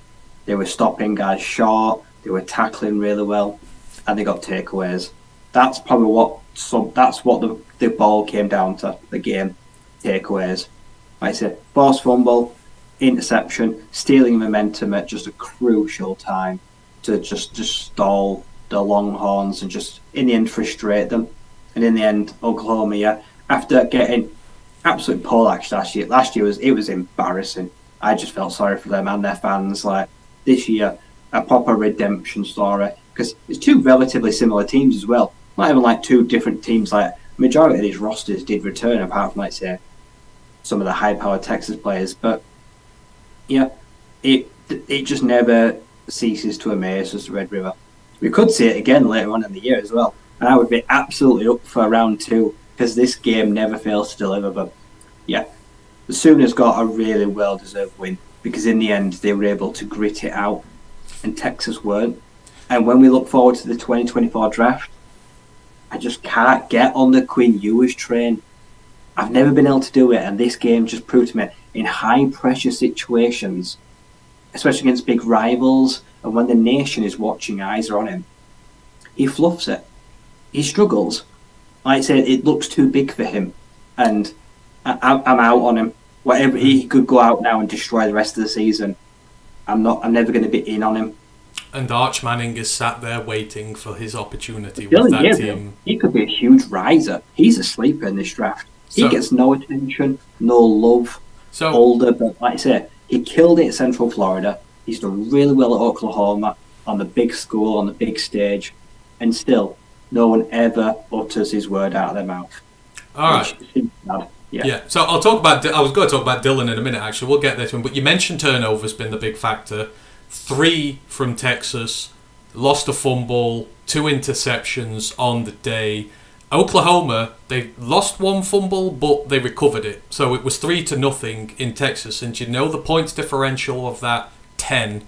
You've lost by 4 points. Turnovers account for 10 of them. That's where your game's gone. You're 100% right, where it was like the first one of the game. You give up a touchdown so early because you've thrown a pick away, and that is where your troubles come. But also you've got to look at the respective defenses as well. I mean, on offenses were both good enough on the day. The success rate 52% for Oklahoma, 50 for Texas. That's 90th percentile and above for both. 6.1 yards per play for Oklahoma, 7 for Texas. Where they came to unstuck was in the red zone. 19% in the red zone, like 12th percentile. That's bad. A lot of offense, not a lot of production at the end. But then you come to the defenses and forcing the errors that they did. 17% havoc rate for Oklahoma, 10 tackles for loss, 6 in the passing game, 4 in the rushing game, 5 sacks on you was in the day, 2 interceptions, a forced fumble. Texas, on the other hand, it's 6%. You had 5 tackles for loss, only 1 in the passing game, and just 1 sack on the day. I know it sounds weird, right, in a 34-30 game, but the better defense won it. They made the stops when they needed to, and they got the turnovers that they needed, and ultimately, that's where this one went. Yeah, Ewers could have thrown for 500 yards, but when you get into the 10-yard line, it don't matter. Like I say, he's read the defensive line of Oklahoma stops their short yardage run game, especially at the goal line. Their defenders shed blocks, like I say, on the quick outs and the screens, made really good tackles, and when the ball was there and there to be won, they took it away, which just nullified all offense. So, yeah, this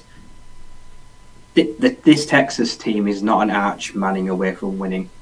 I don't know what difference it's really going to make when you look at all the names they've had. Is he the saviour?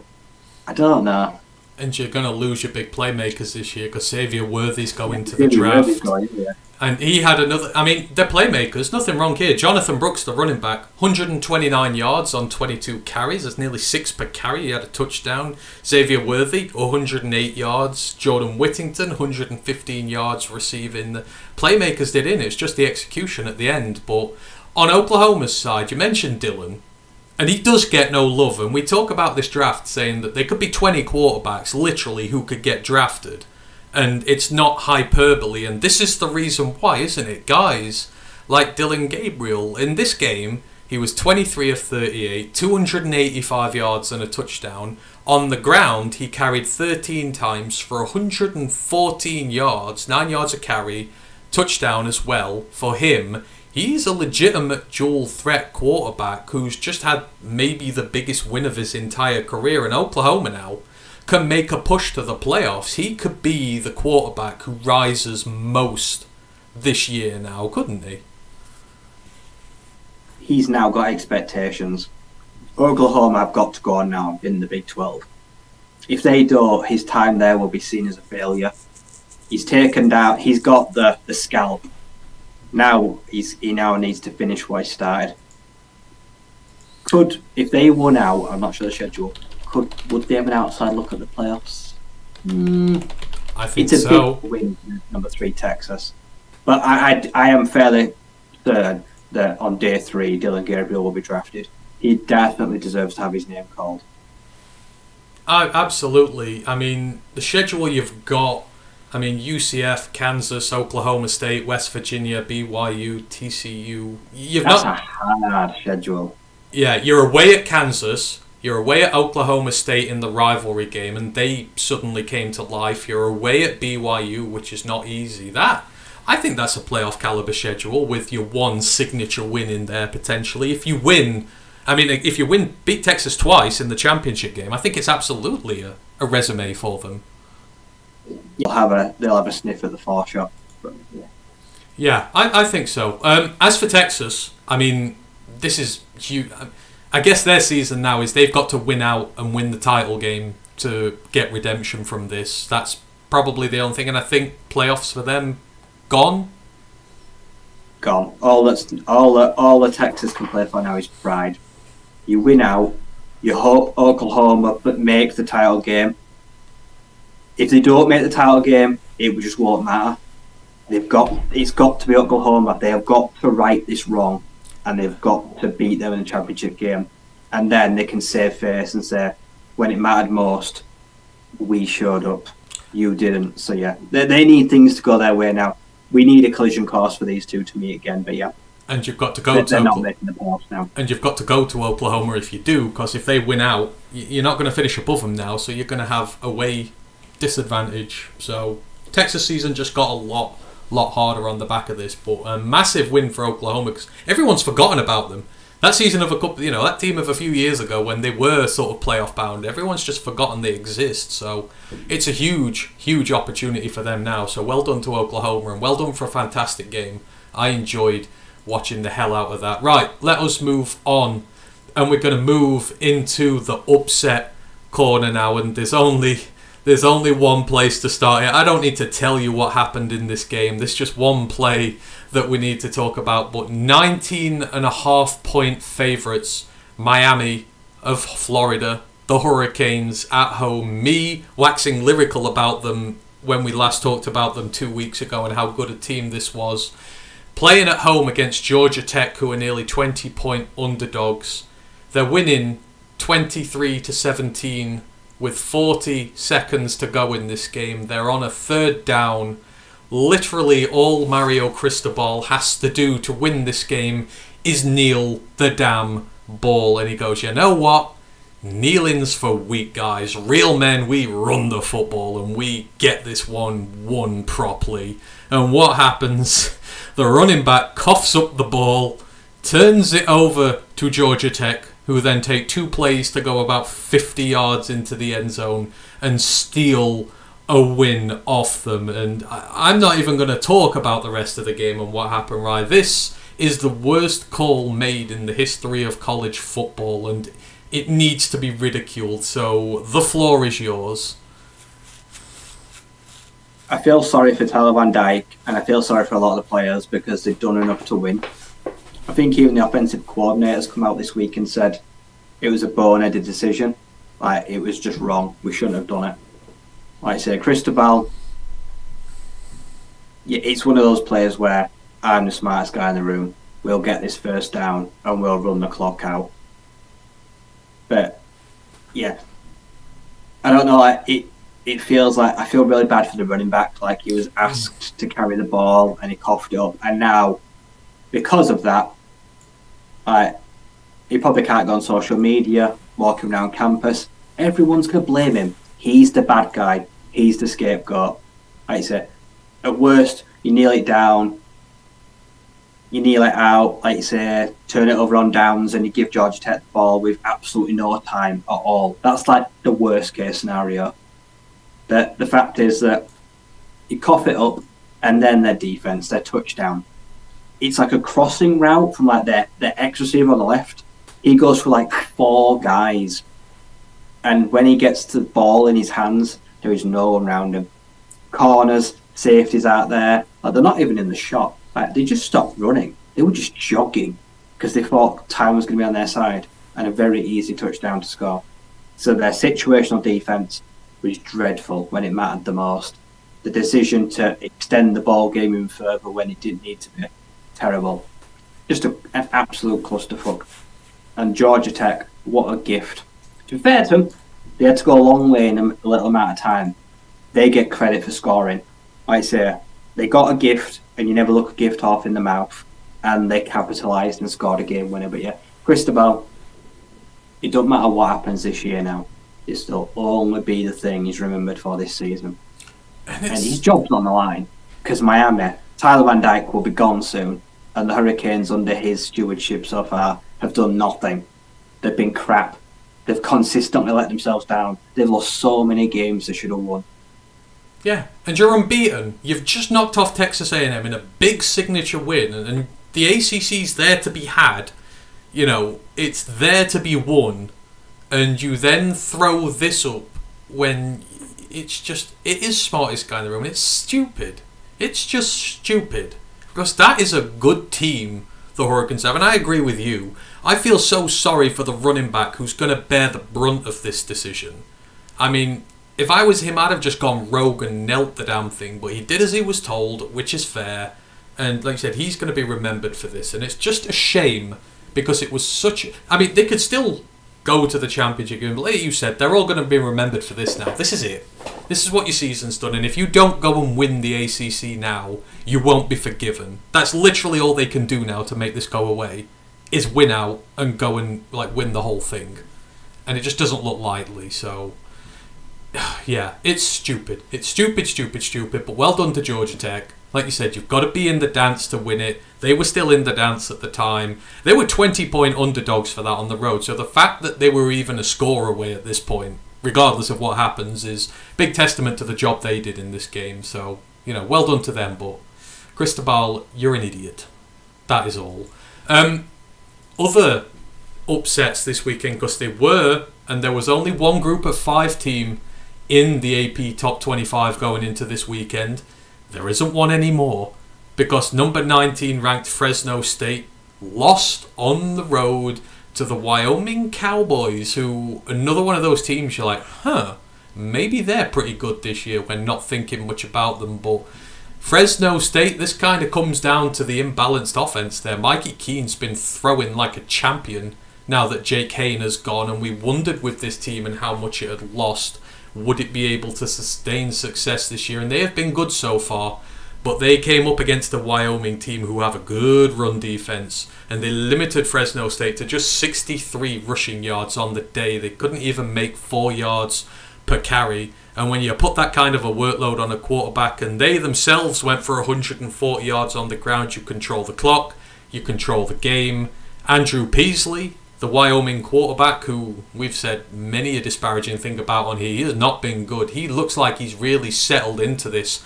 Clean day, 3 touchdown passes, no picks, only 154 yards. It's all you need, though, when you've got a good ground game to run with it. And Fresno State have ran into their first hurdle this year, right? A lot of turnover. We didn't expect them to be unbeaten so deep into the year now, but maybe we've discovered a new challenger in the Mountain West in Wyoming. Yeah, we've had the Cowboys in the pick watch in previous weeks. I remember picking them. They did me a stronger. They're built, they're strong foundations, let's say. Their defense is really stingy. It's tough, it's physical. Their offense it's good without being great, but their defense puts them in good positions. They get good field position where they don't have to go too far, and they don't have to score many points. Like I say, their defense takes care of that. A lot of them. Their offense only has to do so much to win games. And yeah, they've gone from dark horse to strong contender in Mountain West. Like I say, they are a difficult side. Like I say, and their strong run defense could match up well against the current leading front runner in the Mountain West. So they're built to stop Mountain West offenses by slowing down the run game and then giving their offense less to do. So yeah, it's pretty wide open this year. They've definitely thrown the cat among the pigeons now. Yeah, we're going to be talking about them in the pick watch later. Massive game in the Mountain West this upcoming week, which can maybe decide where the title's going. So we'll talk about them again. But we head to the Big 12 now, and 2 big upsets in the Big 12 from teams who haven't been very good this year. And we start off with, a fallen, bruised, battered, natty contender from last year. TCU, the fall from grace is heavy, and they're hitting the head on every branch on the way down. Blown out, really, by Iowa State, 27 to 14. I mean, they were competitive in the first bit of this game, but the second Chandler Morris went down with yet another injury. I believe it's a knee injury, and he wasn't playing well anyhow. This game was done for them. Chandler Morris went 10 of 16, just 94 yards. He threw a touchdown, but he threw 2 picks as well. Josh Hoover comes in relief of him, 11 of 19, 119 yards, a touchdown and a pick on the day. And this is a game of turnovers. 5 turnovers from TCU, 4 interceptions. Oh yeah, they had a third quarterback play, JP Richardson. He went 0 of 1 and threw a pick. So 5 turnovers, 4 interceptions, 1 fumble lost, accounted for 16 of Iowa's 27 points here. And I mean, we knew they were going to come down, right, after last year. I don't think they were ever going to replicate that with all they lost, but it's been a rough year for the Horned Frogs, and the Cyclones are not good, and they made short work of them in this. And Chandler Morris, injured again, out for at least a month. This could be a very bad year for them. Yeah.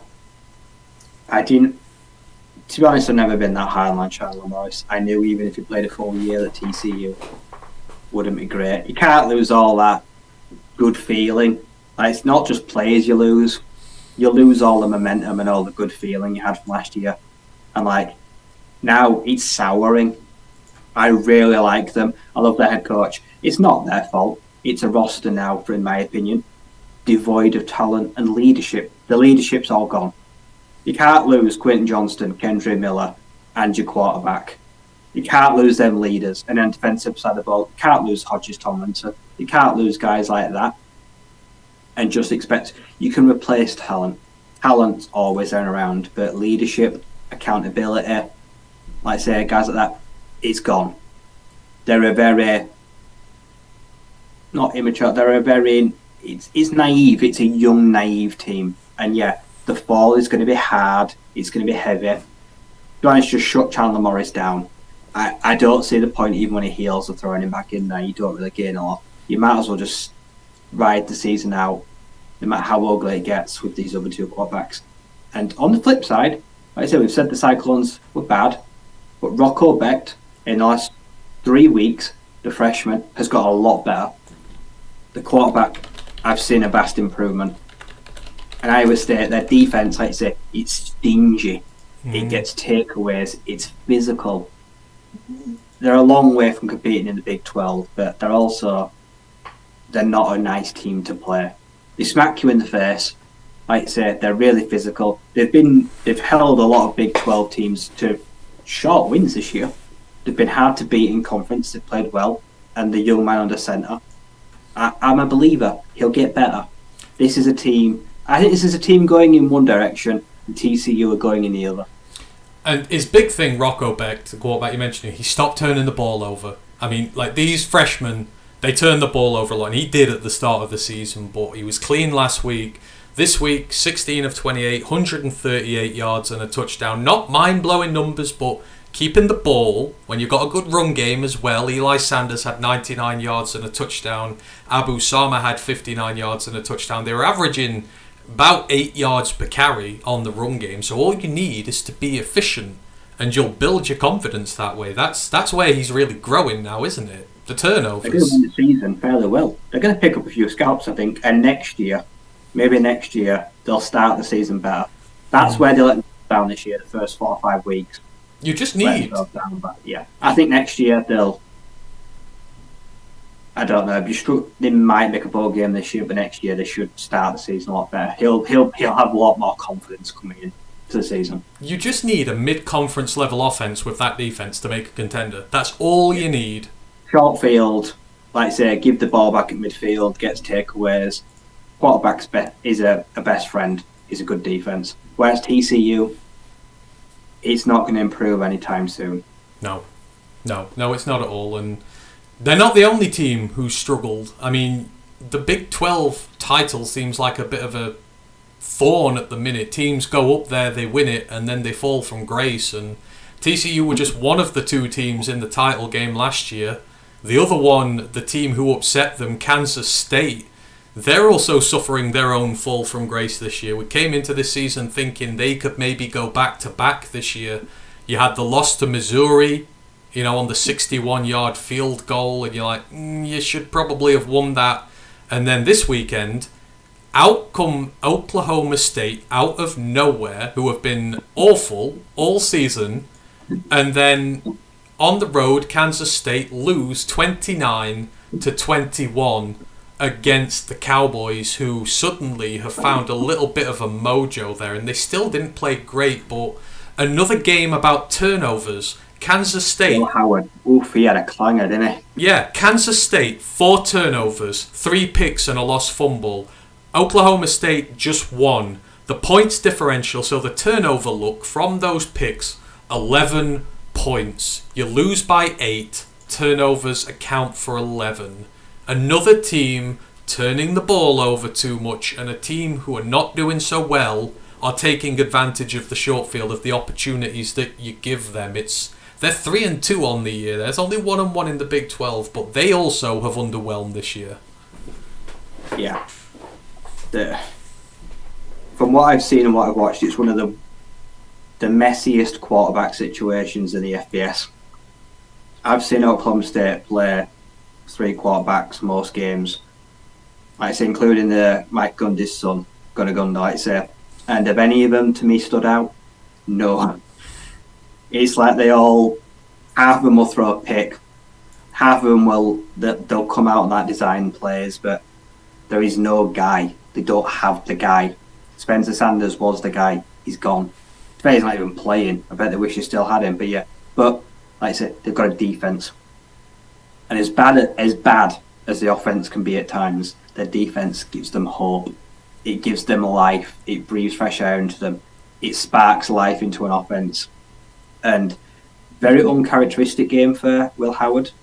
All those turnovers last year weren't great, but didn't turn the ball over that often. This weekend had a myriad of problems. And Kansas State, yeah, they seem like another victim of their own success. Like this year, high hopes, just falling short, can't meet them. So yeah, both teams last year, that Big 12 title, both look way off the mark this year. Yeah, it's been a struggle, and the Big 12 is wide open now. Big 12, it's bad.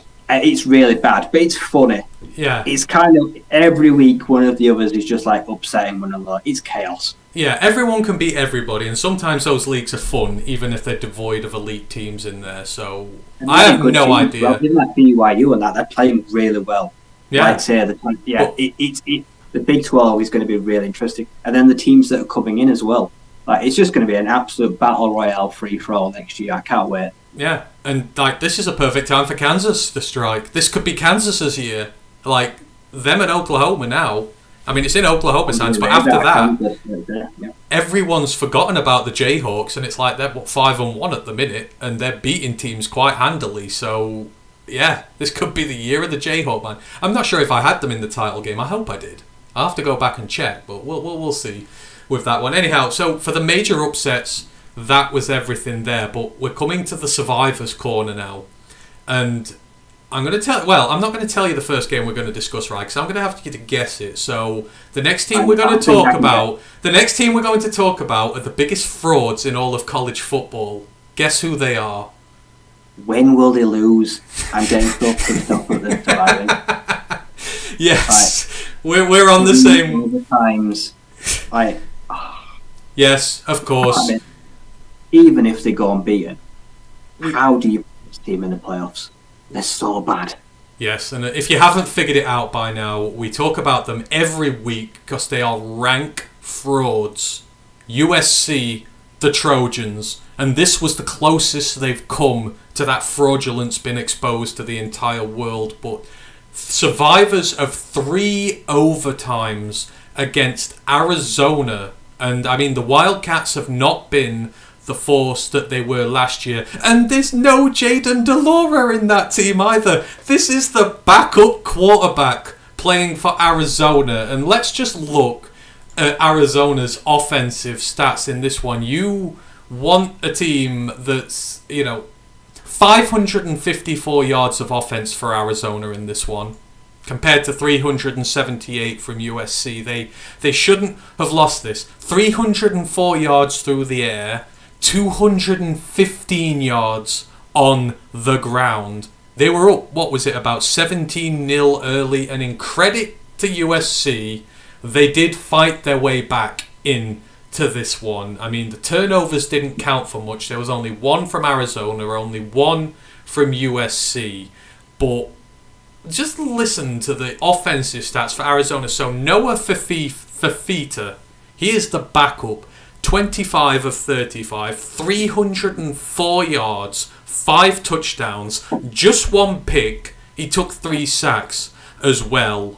He did fumble it twice while running, but he recovered both. Jonah Coleman, the running back, 137 yards on just 21 carries, 6.5 yards for him on there. Then as receivers, Jacob Cowing, the star, 10 catches, 88 yards, 4 touchdowns for him on the day. I mean, he's been a bit quiet recently. Massive breakout for him. Teta Iroa McMillan, 6 catches, 138 yards. He was averaging 23 yards per catch. Wonderful from the Arizona offense. On USC's side, Caleb Williams, unusually subdued as a passer, 14 of 25, 219 yards and a touchdown. He took 4 sacks on the day. However, he had 3 rushing touchdowns. He had 8 carries for 63 yards, as we saw the other side of him there. And his receivers, Brendan Rice, 96 yards, Taj Washington, 61. But this comes down to defense. And we know Arizona don't have the best defense in the world, but how do you give up nearly 600 yards to the Wildcats? This was them in all their glorious fraudulence. If they didn't have a potential Heisman winner at quarterback, USC would have lost 3 or 4 by now, Ryan. Yeah. He finds new spectacular ways to dig them out of a hole every week. This year was in the red zone and on the ground. Like I say, and this is why Caleb Williams is going up first overall. Like I say, this team, he drags through kicking and screaming every week. He's the only reason they're unbeaten. And that is what you want from a first overall pick. A guy that can dominate a team and also, like I say, save them from peril when matters most. My overwhelming feeling from this game is, how the fuck did Arizona not win? How do you do all that? How did it even get to overtime? How do you dominate a team like that and you can still get dragged in overtime? I'm disappointed in them for not seeing it out. Healthy lead to start, and then at the end, they got stage fright and got nervous when it really mattered and let USC escape. Quite frustrating, actually. But yeah, it just proves that I think every week now, like last 3 weeks, the USC defense has looked worse.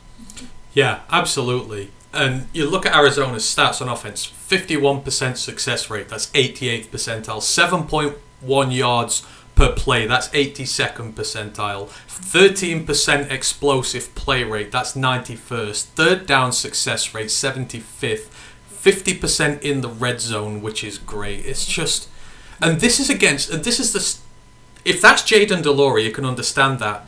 This is a backup who's thrown for 350 yards and 5 touchdowns on you, and you've let the ground game go for over 200. They are ranked 110th in the country on defense now, USC. Surely, this fraudulence is about to come to fruition. They can't get away with this every single week.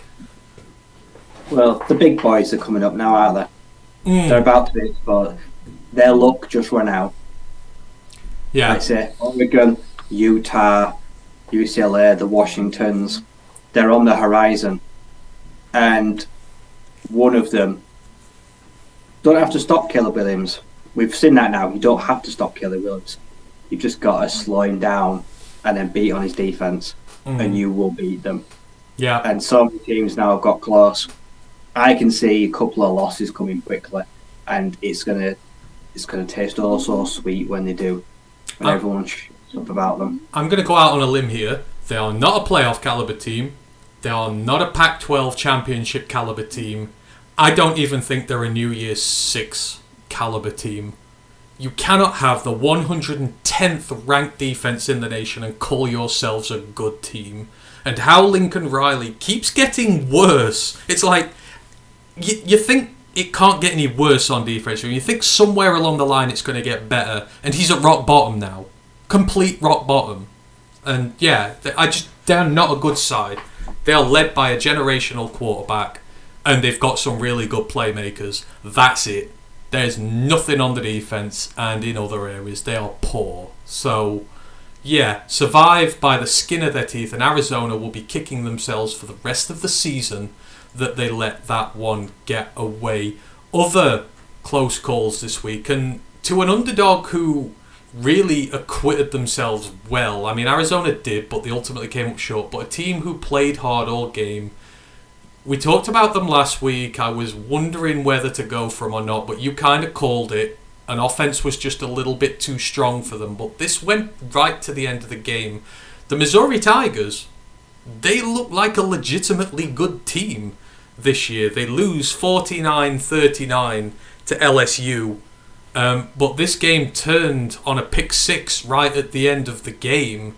But for the other 3 3/4 of this game, Missouri looked every single little bit like LSU's equal. You know LSU were going to have a fantastic passing offense. Malik Neighbors, all these guys there.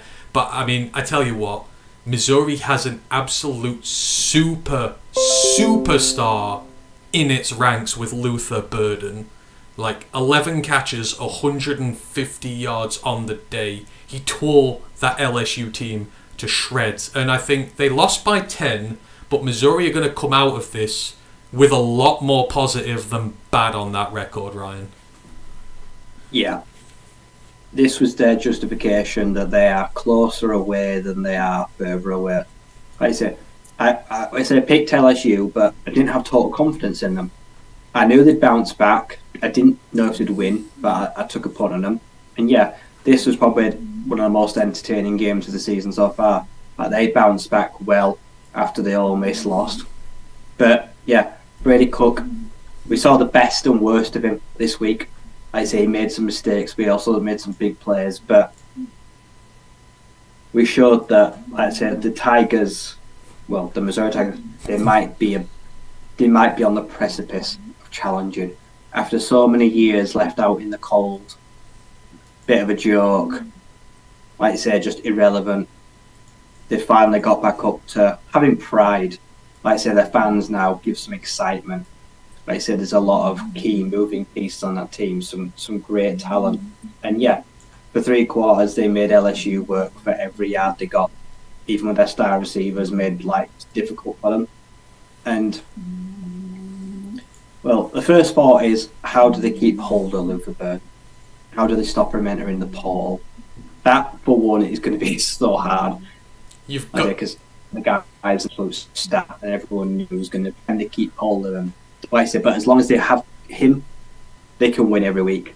They potentially can beat anyone on their day because guys like him and Brady Cook still delivering the ball, and that defense is really physical. It's strong. It holds its own. So yeah, a really fun team to watch that has restored the Raw. The Raw is back for Missouri. They've restored their pride, I think. You know, they can look and say we are competitive again after many years of not been so. And, you know, the defense it's got some playmakers on there. It gives up a lot of points, but it's got playmakers. And you mentioned Brady Cook there. I mean, he could potentially actually be pretty good. His growth this year especially is very noticeable. He looks like a very good quarterback, especially at the SEC level. Yep. He's taken massive strides last year in the off-season, and he looks like someone that might be about to be ready to become the guy to take charge, to be not just a flash in the pan, but the long-term guy that's going to go out there and set records and move through the history books and be a potential challenger to Matty Moore, one of the best college quarterbacks of the modern era, which people forget about Missouri. I've had one of the greatest college quarterbacks kind of all time almost. And like you say, everything after that has just been forgotten. So, yeah, it's been a long time since anyone has spoken about a Missouri quarterback and had nice things to say. So, yeah, they're riding the crest of a wave. Let's see how far it carries them and how long it keeps going. Yeah, and as for Luther Burden, I expect that Alabama's donors are bringing like Rolls Royces and Chevrolets and stuff to his door. Like, you want to come join us? Would not surprise me if he ends up at Alabama next year, because they need receivers. Like, they need a whole, like, they need him critically. So, yeah, he's going to go to a big team, but he's a superstar stud in the making. The second he declares for a draft, colour me very, very interested in him LSU, and what he can do. Good bounce back from LSU. Yeah. After, like, say, dropping that heartbreak at Ole Miss, it was going to be a hard game. But, yeah, Jane Daniels is still a outside Heisman kind of guy. He's got to be a massive year. And the Tigers, they're still firmly in the title race in the SEC. Essentially, it's hard to rule them out, like I say. And as much as I don't like Brian Kelly, like, they're a really good team. And like I say, for all the playmakers we speak about, like I say, great tight ends, like I say, Malik Neighbors, still a star. So we've got Harold Perkins, guys like that. They're still just stacked. Yeah.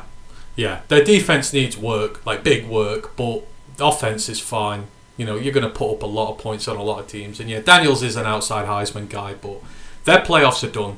They could win the SEC again with 3 losses, but they couldn't get in the playoffs with that last year. They won't this year. So, but yeah, great on Missouri.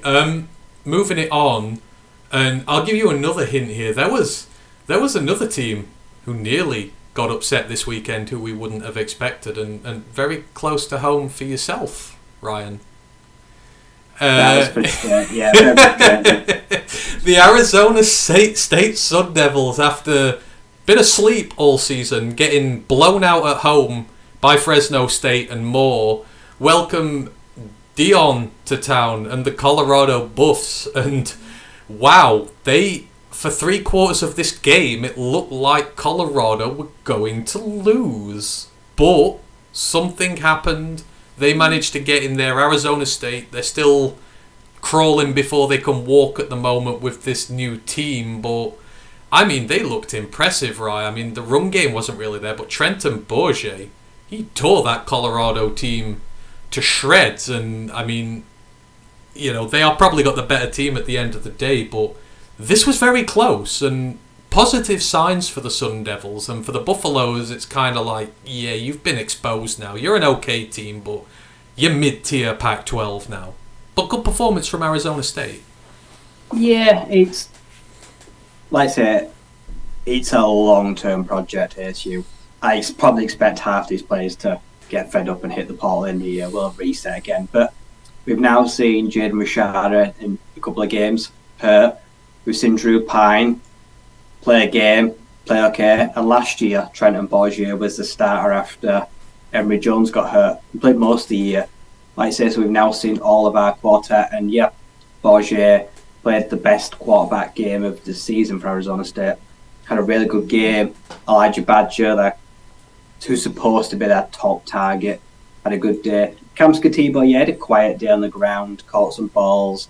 This was more of a high striking passing week for both teams, and yeah, we know Colorado are fraudulent. I'd have liked to pick up that scalp, but in a season which is it stunk for Arizona State, like I say, it offers a little bit of optimism. And then everyone's seen the clips of Shedeur Sanders at the end of the game put on like his diamond Rolex. He runs down to the ASU staff like student box and starts pausing and winding them up. He's got a lot of hate for that, like flashing his rings and his watch. Like, your team played crap and you scraped to win against one of the worst teams in the FBS, and you're gloating. Like, have some shame, man. Like, come on. I like him as a great player, but it's not a great look. You didn't exactly achieve a lot, did you? We know Colorado aren't the team, like I say, and they were fairly lucky to survive with this one. Yeah. Yeah, they just look bought, and like I say, they've bought into their own hype now. The egos are coming out. At first, they were the disrespected team who no one liked, and they made a thing out of it. Now it's like, yeah, we see you now.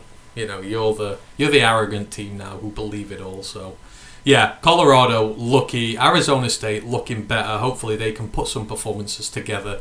Now, Lisa goes, no Jazane Newton, Anthony.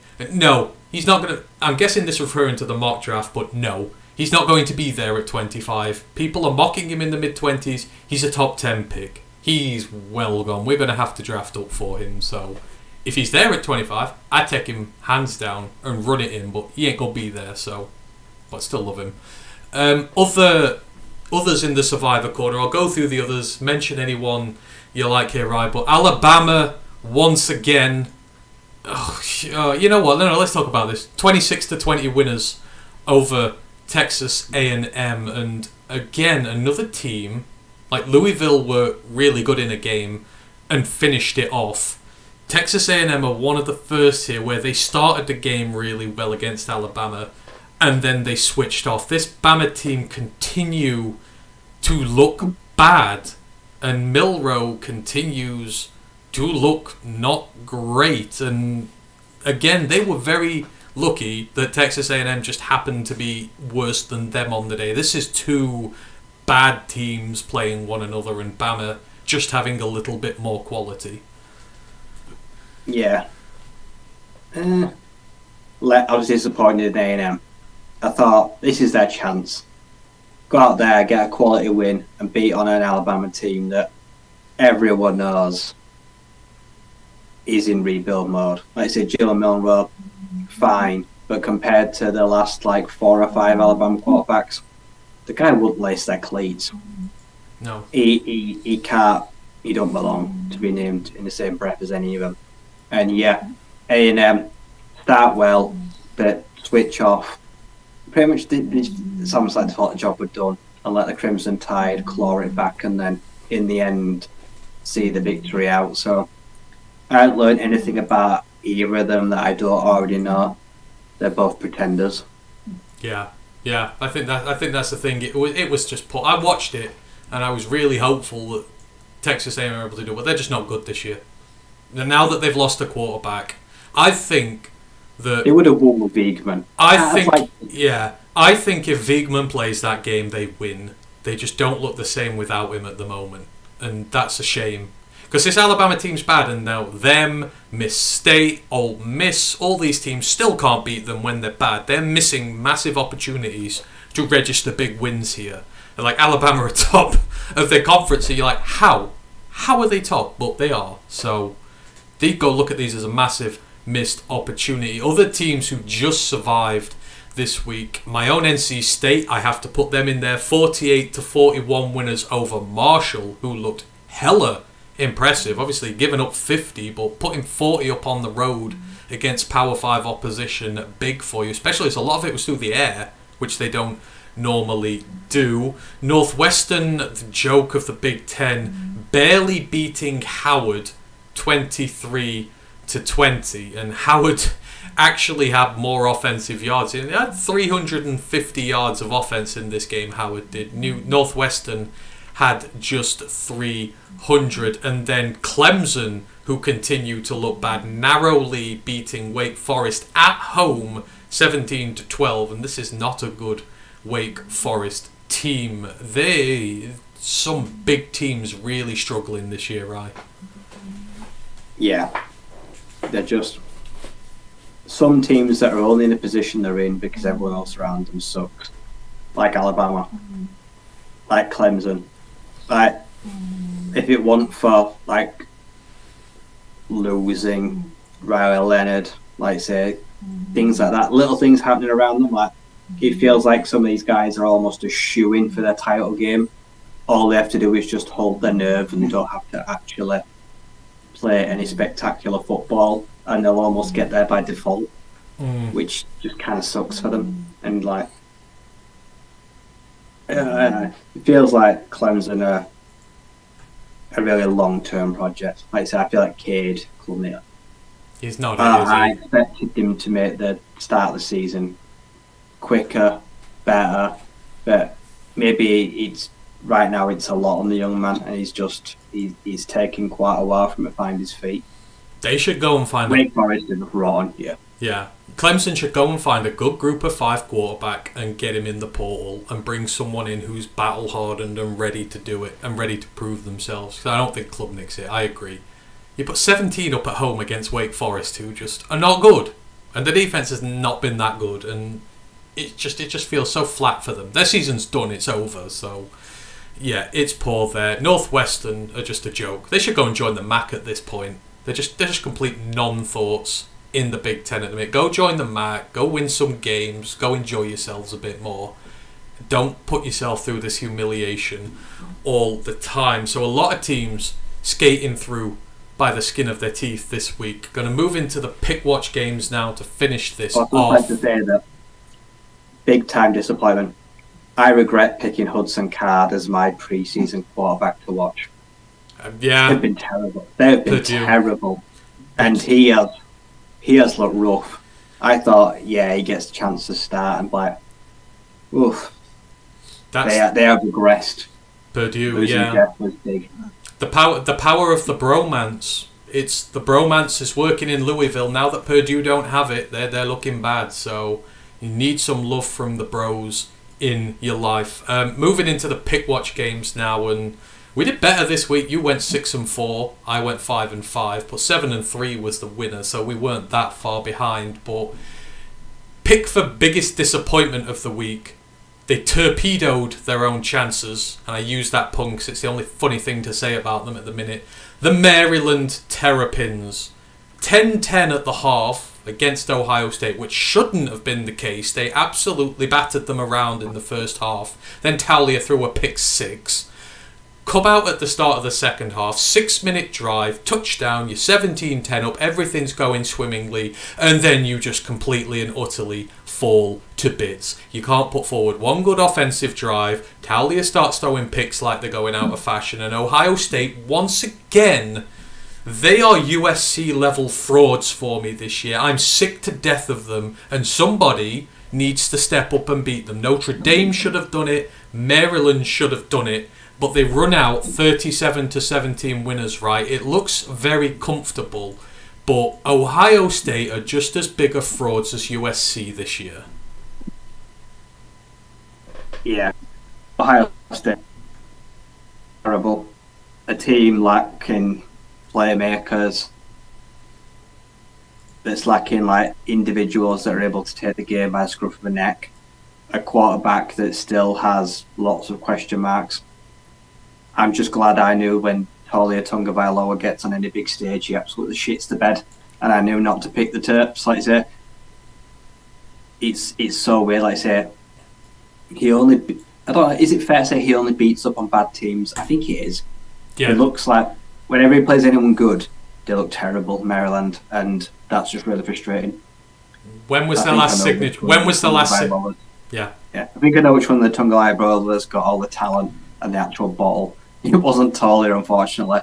He does not like the big stage. Well, when you ask the question, when was Maryland's last signature win, you cannot answer it. Because there is no signature win for them. They don't have a win over the big three.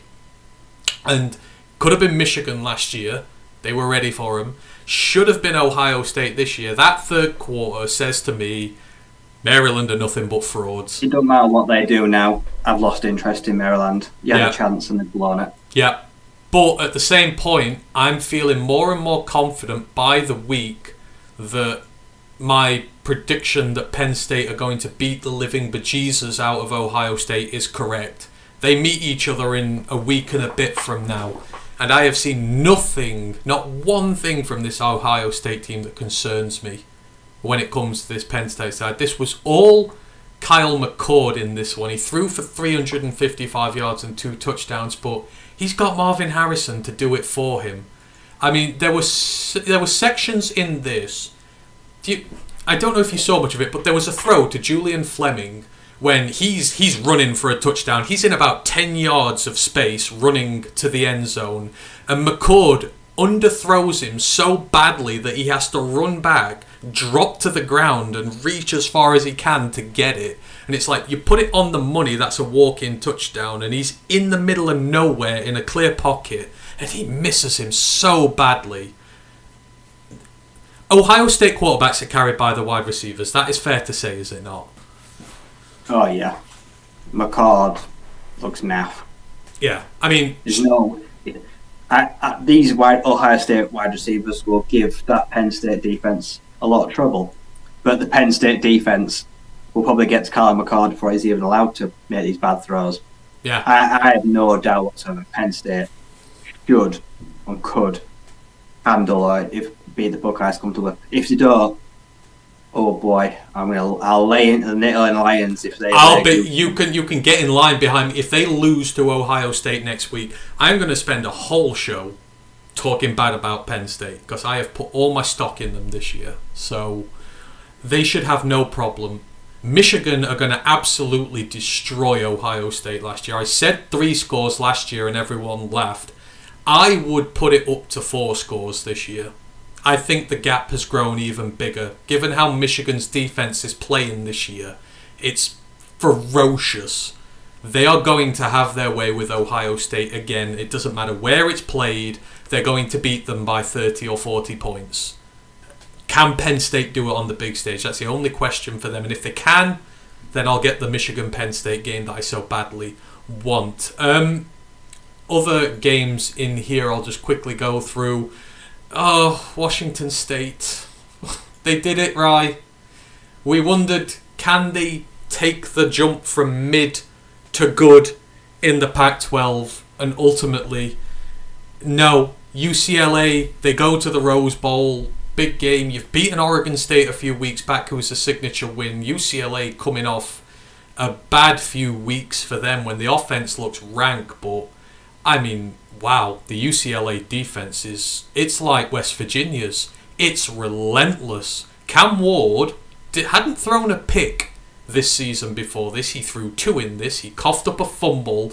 They were after him like he was evading paying tax. I mean, this defense is incredible. It was 25-17 to UCLA. Dante Moore looked better this week, but they don't need to score a whole bunch of points with this defense they've got right now. Nope. And also, they've got a great rushing attack. Like I say, Carson Steele, I thought he'd have a monster year. He's the backup, essentially. Like I say, they've got a really big running group room, like I say. They get it done on defense, they get it done on the ground. And Dante Moore, actually, they ask very little of him, which is a sign of a good defense. And yeah, the Bruins, so hard to predict. Like I say, their defense makes life hell for everyone. And yeah, they'll bounce back fairly quick after losing, like I say, DTR and a lot of weapons. But yeah, their defense is stacked and it keeps them in a lot of games. And they're going to be pretty dangerous down the line. Yeah, they are, and they've got some more big fixtures coming up. But if they get that offense fixed, they're Pac-12 title contenders. It feels like Washington State. It feels like it's fizzled out. Yeah, I mean, they play Arizona this week, so that can be your only defeat now. You've got to go out and win every other game, and you've got some big fixtures coming up. So you've got to start with Arizona, but this is a damaging loss for them because UCLA are not a great team. It's not a good loss. So, yeah, they're not quite there. They're better than they were, but I was worried they'd blow their opportunity, and they have, unfortunately. So, yeah, bad for them. Other games, Boston College, you correctly bet that they were going to beat Army. Brent, you let me down. 27-24 victors there. Texas State took the curse of our preview pods. I shine a light on a new team every week. It was Louisville this week, by the way. I am now 4 for 4 in teams losing after putting them on the spotlight, giving them a little love. In fairness, on the road to Louisiana, who was stern opposition, it was 34-30. They put up a good showing. Kansas absolutely sidewalked UCF 51-22 despite injury worries, as did UAB against South Florida, 56-35 winners. But USF, 35 points on the road. Alex Golesh still doing wonders there. And then the Baylor Bears, who I'm never putting on this thing again, getting absolutely dog-walked by the Texas Tech Red Raiders 39-14. And ever since Tyler Shough got injured, it feels like Texas Tech are scoring 40 or 50 points a game at this moment in time. But any games there, Ryan, that stood out to you for good or for bad?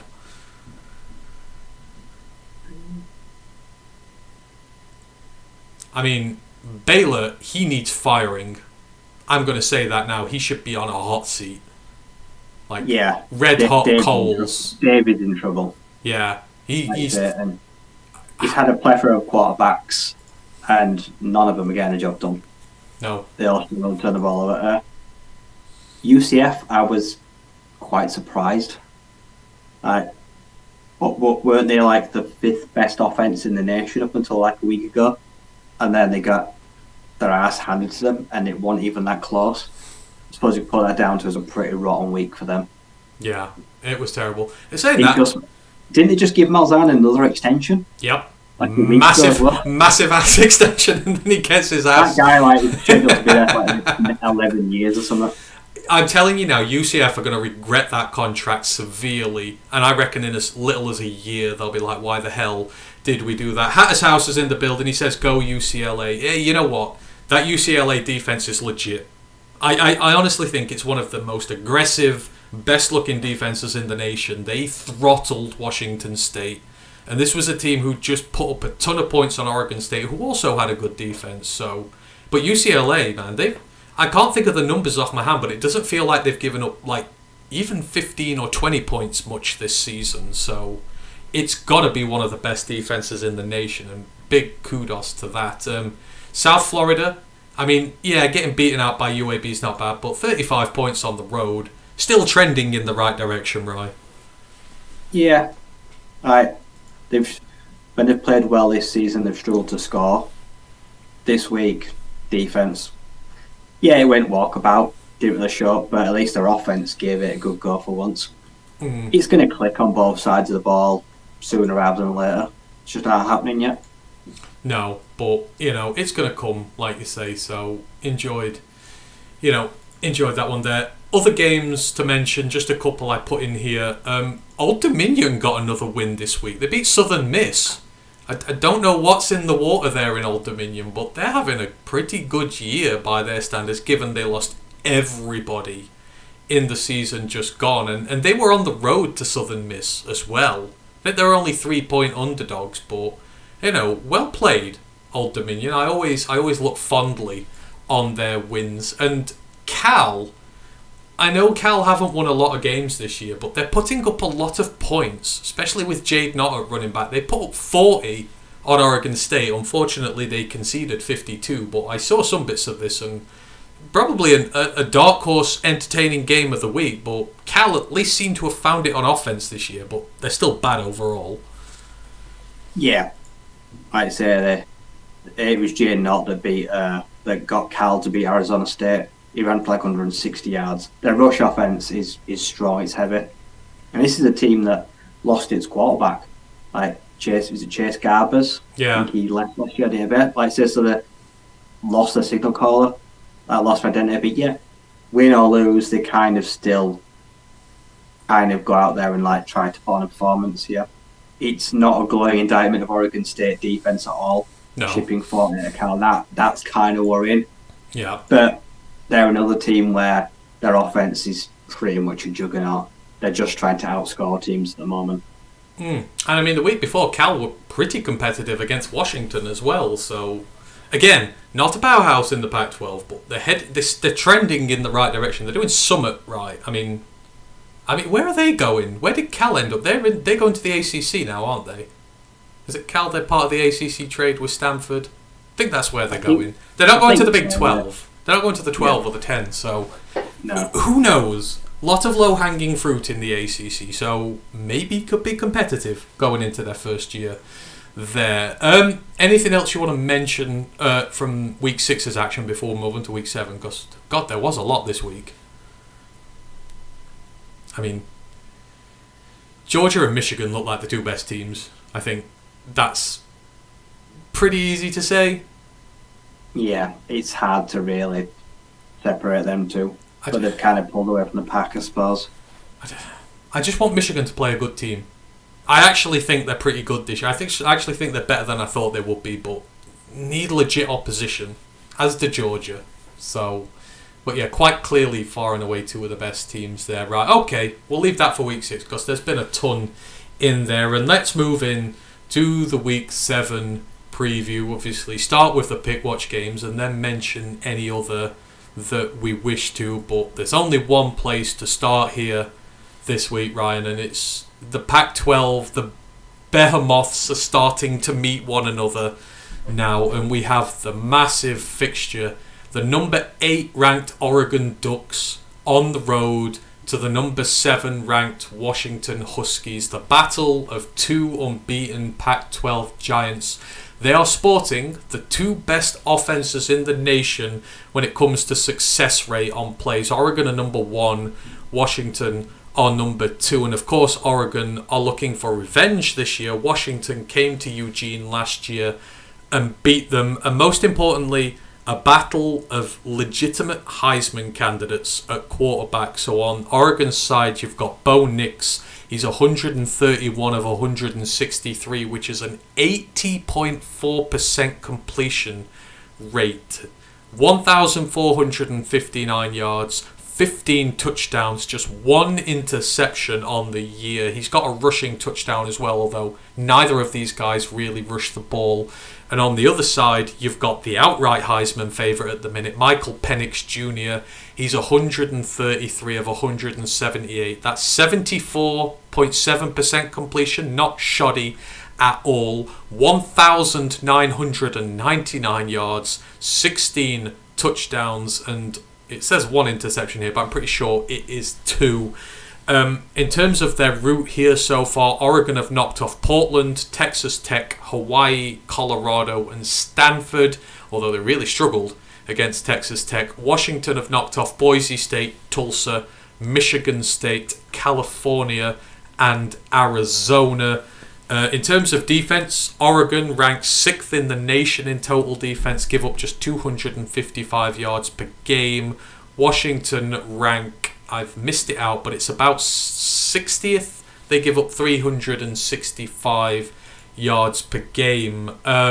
This is a really big fixture, right? Obviously, 2 very potent offenses. Washington's a little more pass happy than Oregon's, which is a little bit more balanced. Obviously, Penix is the more explosive of the 2, but Nix is the more efficient.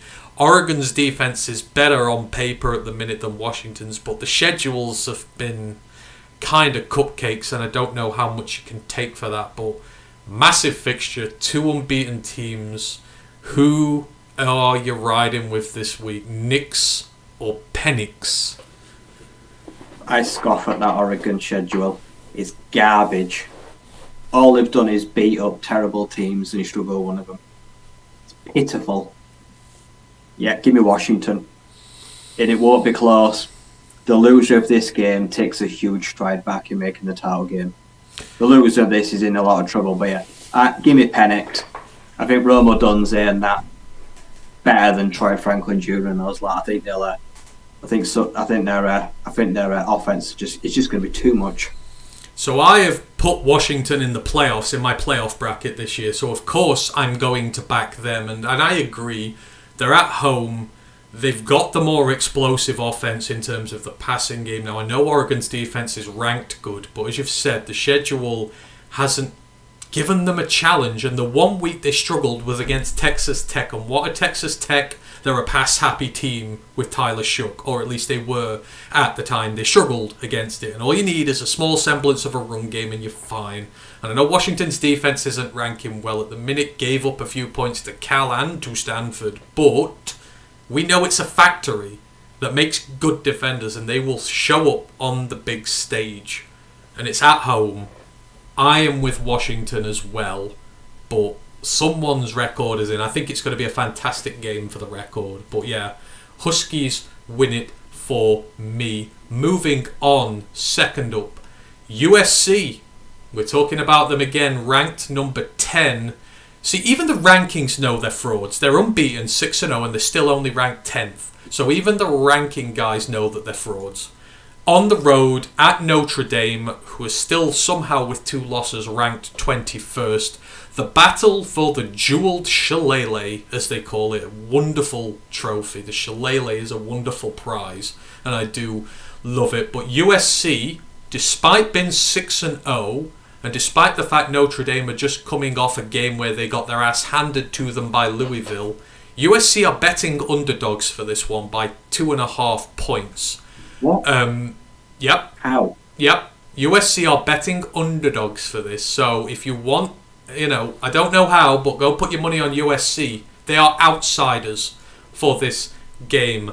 So no realistic playoff hopes for Notre Dame. This is Notre Dame's season now.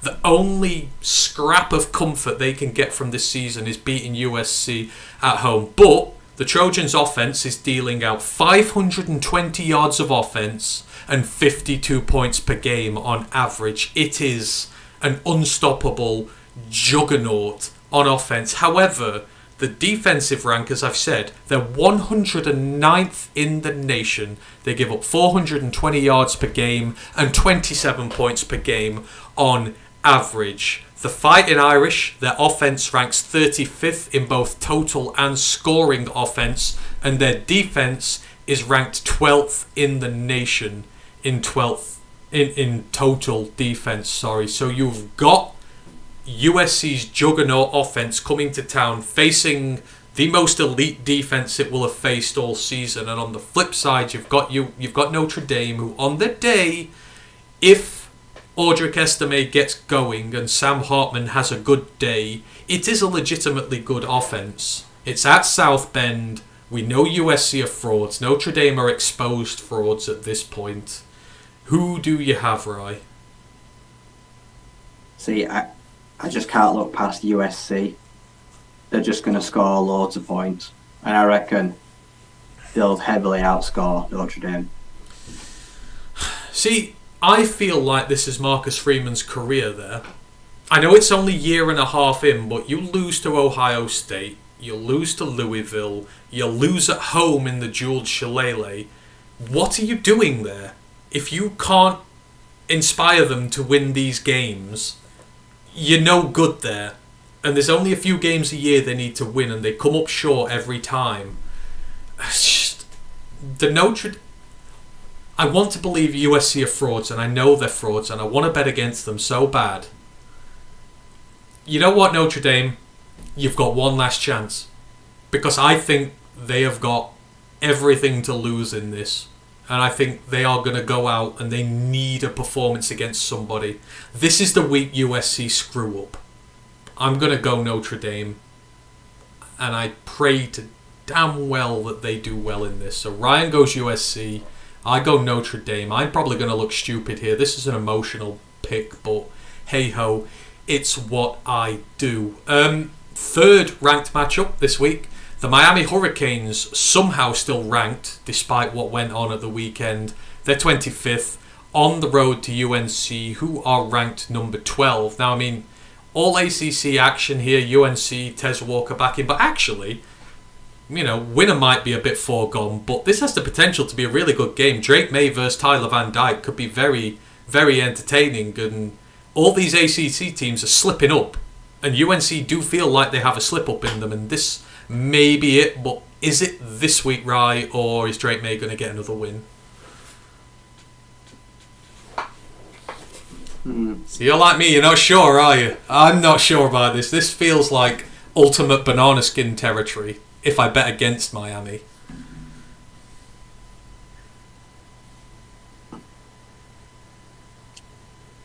I think UNC will just edge out a proper shootout. I think it's going to be a barnstormer on offense. I think it's going to be like a 90-point game as well, and I think UNC are just going to snatch it. I agree. I've got a UNC win, but it's going to be a high scorer with very little defense. Wow, Brent has picked Notre Dame as well. Brent, you are agreeing with me way too much, my guy. But that's a good thing. Come on to the dark side. You know you want to.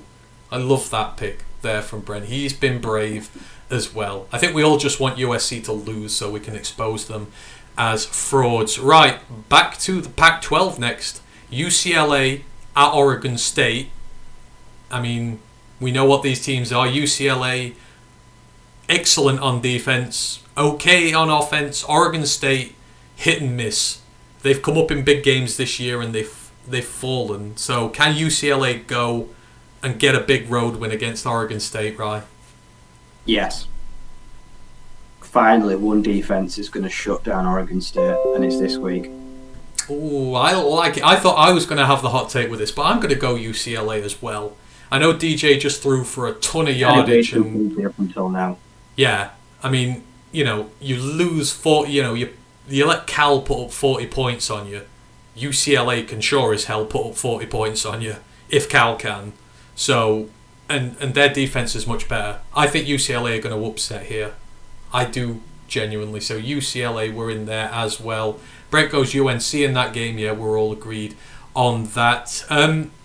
ACC action next. NC State at Duke. Now, Duke are without Riley Leonard, but NC State, by my own admissions as a fan, they're struggling this year. Offense looked really good the other day, but they gave up 41 points to Marshall, who are Group 5 opposition. It doesn't look as stable as it normally does, and the offense looks alright. And I know Duke are without Riley, but they've still got a good team. Can they do it without him? Their defense can, I think, yeah. I think Duke will scrape out really scrappy, ugly wins now. Yeah. I'm going Duke as well. I'm going against my own team here, but I don't trust them. Even in this situation, I don't trust them. And I really want Duke to stay in the hunt for the ACC while Riley rehabs. Because he should be back in a few weeks, hopefully. If you can get him back before that Florida State game, they've got a chance. And I think they can, so... Yeah, I'm going in there. Oh, Brent's bet against us finally with Oregon State on his picks. Interesting one in the Big Ten next, Rye. Michigan State at Rutgers. Now, you have been on this pod as saying Rutgers. You've shown Rutgers a lot of love this year, specifically some of their players on their defense there. We know Michigan State are a bit of a mess at the minute. Rutgers are 4-2 currently. But they are 0-2 in the Big Ten. They got sidewalked by Michigan and beaten by Wisconsin. Michigan State are 2-3, but they're coming off the back of 3 relatively big hammerings. Head coach is gone. They're in disarray. But it's Rutgers, and anything can happen. Are you going to put your money where your mouth is when it comes to the Scarlet Knights, Rye? Yeah, this is the perfect game for them to get their first Big Ten win. Spartans are a mess. Rutgers realistically won't have to do that much, I don't think. Brent didn't even wait there. It was just Rutgers straight in. Yeah. The defense can give hell to that Spartans offense. Yeah, what the hell? Rutgers sweep. Absolutely. For the win. Now, this is the interesting one, right? Mountain West. Title, playoff, not playoff, but title implications. Wyoming, the Cowboys, on the road to the Air Force Falcons. Now, the Falcons are favoured by 10.5 in this, but Wyoming beat them last year with a much worse team. It was a low scorer. It was 17-14, and they stopped the run game. If you can drag Air Force, because Air Force have been scoring like 40, 50 points every game this year. They have been hammering teams. If you stop the run game and keep the points down and drag them into a fight, they're vulnerable. Peasley looks better at quarterback for Wyoming. They're steady on both sides of the ball, but Air Force, man, they look a juggernaut this year. They're not just winning, they are like decapitating. They are absolutely going crazy on teams this year. And they look the real deal, but this is big for them.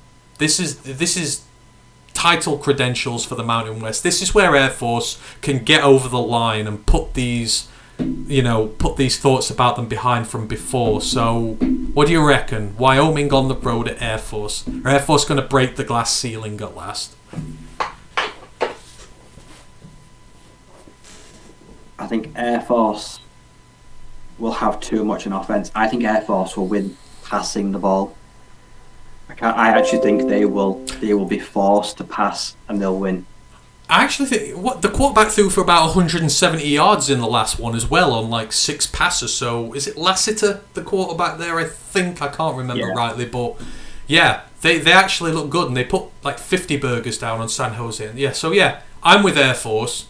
I was the only one to pick Wyoming to win the reverse fixture last year, so there's nothing against Wyoming. I just think Air Force are the real deal this year. Fletch Lives Daly's in the house. He goes, hey guys, Fletch is in the big house. Hope you're doing well there. Brent goes, someone was talking about the possibility of Urban Meyer going to MSU. Have you seen those rumours? How hilarious would that be if Urban Meyer went to MSU? That's just like a dumpster fire meets a tornado dumpster fire and makes one super hurricane dumpster fire, surely. Yeah, it's not even that funny. That would be bad. That would just not end well. I'm pretty sure Urban Meyer's come out and said it's rubbish. I'm pretty sure a lot of Spartans fans probably braved a big sigh of relief. Yeah, I think they did. When the house is on fire, you don't pour gasoline on it. Pour gasoline on it. Brent's a Falcon as well. He's got Air Force in the building. We've got 3 left. SEC action now. We're back to Missouri on the road to the hang on, they're not undefeated anymore, but yeah, Kentucky. Missouri at Kentucky. Both teams had their first defeat this weekend. Kentucky got obliterated by Georgia. I was actually quite disappointed in how little of a fight they put up, but at least it showed us that they were a fraudulent 5-0 team. But Missouri were not a fraudulent 5-0 team. They're on the road. I believe in them to go and win this one. I think this, and I know Kentucky are not the highest of hanging fruit in the SEC, but I still think it's a big win for them. I'm instantly going Missouri here on the road to Kentucky. What have you got, Rye? Yeah, Missouri by a lot. Yeah. I think that passing offense is just too powerful, that Kentucky defense. Luther Burden special. I would go as to say after Marvin Harrison, he's the second best wide receiver for college football. That's how much I love Luther Burden. So I reckon he's going to get the job done there. Iowa State at Cincinnati, Big 12. Rocco Becht, we've been talking about him, the freshman. He's looking good. He's looking real good. But on the road to Cincinnati, not been great themselves this year, but Iowa State are a developing team. They're a young team. On the road, it's still tough, no matter who you're playing. Cincinnati can upset teams on the day. We've seen it so far this year. Big 12 action. Who do you have on this one? I know what you want to say. Can you say it, though? They're just too inconsistent. I don't rate Cincinnati, but I'm going to take the Bearcats. Iowa State are just too up and down. They don't put together back-to-back good weeks. Yeah, I agree, but I don't like what I've seen from Cincinnati this year. Brent's already put it. I'm going to agree with Brent for a change. He says Iowa State. I believe in Becht. I think the kid's got it, and I think he's figuring it out. And I think that defense is going to keep Cincinnati down to like 15 points. So you don't need much to beat them. I think it'll be like a 35-point game, and Iowa State will sneak it out, roughly. So I'm going Iowa State on that one. And finishing off a season debut on the pick watch for Wake Forest, away at Virginia Tech. Obviously, Virginia Tech just got steamboated by Florida State over the weekend. Didn't talk about that because it was a non-contest. Wake Forest looked competitive against Clemson, but they've lost their last 2 in conference. They're 3-2 on the year, but they just don't look good. It's a battle of the, mid-offs in the ACC here. Wake Forest, Virginia Tech, who have you got to finish this off, right? I'm not touching Wake Forest with 10-foot barge ball. Just look garbage in their wins. Nah, I don't believe in them whatsoever. And Ryan is the Wake Forest superfan who has been all on their case for the last few years, and he doesn't believe. So, yeah, that should tell you what you need to know there. I don't know though. Virginia Tech are they're at home. They're so weird at home. They will pull off a massive win at home one week, then they'll lose to a nobody the next. But yeah, I'll take Virginia Tech. But I'm not confident in the slightest. Other games. While we're here, let's see if we can see some upsets before we round out this show. In terms of the other ranked teams, Georgia are on the road to Vanderbilt. Indiana make the trip to the big house against Michigan. I can already tell you there's no upset. Ohio State on the road to Purdue. Syracuse on the road to Florida State. Penn State are at home to UMass, of all teams. Arkansas on the road to Alabama.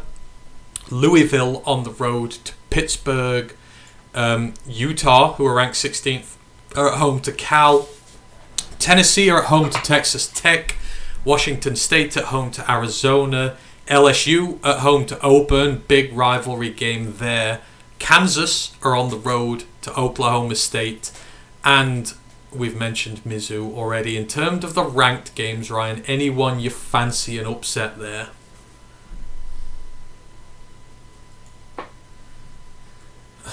I mean, I'm looking and I want to see good Purdue turn up against Ohio State, but I think I'm resigned to the fact that Ryan Day's never going to lose to anybody but Michigan or Penn State. I kind of like Auburn. You know what? I was thinking that. I do. I don't know why, but they've not been that bad this year, he says. Yeah. I think Kansas... I guess Kansas on the road to Oklahoma State. Now they've just won one at home. That could be where the upset comes. Cause, Arkansas as well. You know what? They will make life hard for Alabama if possible. Arkansas have made it very hard for me to love them this year. And KJ is making it hard for me to love him at the minute. And I have loved him unconditionally for the last 2 years. And I'm really struggling with it. I don't think they're going to do anything. But it would be just like them for me to start checking out. And then they'll drag me back in again. So, yeah, maybe. Any other fixtures that stand out? James Madison, they're at home to Georgia Southern. That could be a high scorer in there. Oh, fraud watching the Big Ten, right? Illinois at Maryland. What's happened to Illinois? They got beasted by Nebraska last weekend. I know they lost a lot to the draft, but they just seem bottom feeders this year. Yeah. This is Nebraska that lost its starting quarterback a week ago too, 2 weeks ago. So, yeah, but Maryland, yeah, watch them absolutely drop like 60 on them, and everyone will be like, totally having a massive day. Yeah, absolutely. Oh, God, yeah. Anyhow, there have been 3 games already, actually. Middle Tennessee beat Louisiana Tech 31-23. Unfortunately, Ryan, Louisiana Tech dreams are dead this year. That's one we're going to have to give up on. Coastal Carolina won on the road to App State 27-24, and Liberty beat Jacksonville State 31-13. Hence why they're 6-0 and have made a bowl game already. Right, that is everything from us this week. It has been a long show. Appreciate all of you. There's been quite a few of you who've joined us on YouTube and Twitch. If you've got any questions you want to ask, get them in quickly while I go through all the closing stuff here. So next shows, as I've said, on Saturday, we'll be back on the main Detroit Lions podcast. We will be doing our preview for the Tampa Bay Bucks game with a representative from Bucks UK. Gonna be good fun. Myself and Ryan will be back next week to talk about everything week 7 and week 8. And then the guys will be doing the live stream during the game on Sunday as well. So do go and check them out for that. And if you don't do live streams, come and join me on Twitter with my live tweet stream during the game. I've got some absolutely banging Pirates of the Caribbean gifts coming out this week because we're playing the Bucks. So, come in and join in with that. It's good fun. You can find us all over the internet. Twitch, Twitter, YouTube, all that. Just find us at Roar of the Lions UK. You know where we are. We're getting big enough now that if you just type that in with the first search that comes up. So, yeah, that's all good stuff. Don't think there's anything in there. Troy plays Army this week, Brent says. Yes, they do. That's going to be a nasty game. Troy will win, though. Army not going to win that game. Troy all the way. So, yeah. Appreciate you, Brent. Appreciate you, Lisa. Appreciate you, Fletch Lives Daily. Appreciate everyone. Ken Stout has been in. Brian Shook's been in. Hope you've enjoyed it. There's been a lot to go through. Thanks for bearing with us. Hope you enjoyed our mock drafts. Hope you enjoyed the reviews. And we shall see you again, if not Saturday, we'll see you again next Wednesday. Just remains for me to say thank you, Ryan. Thank you, Hank. And one pride.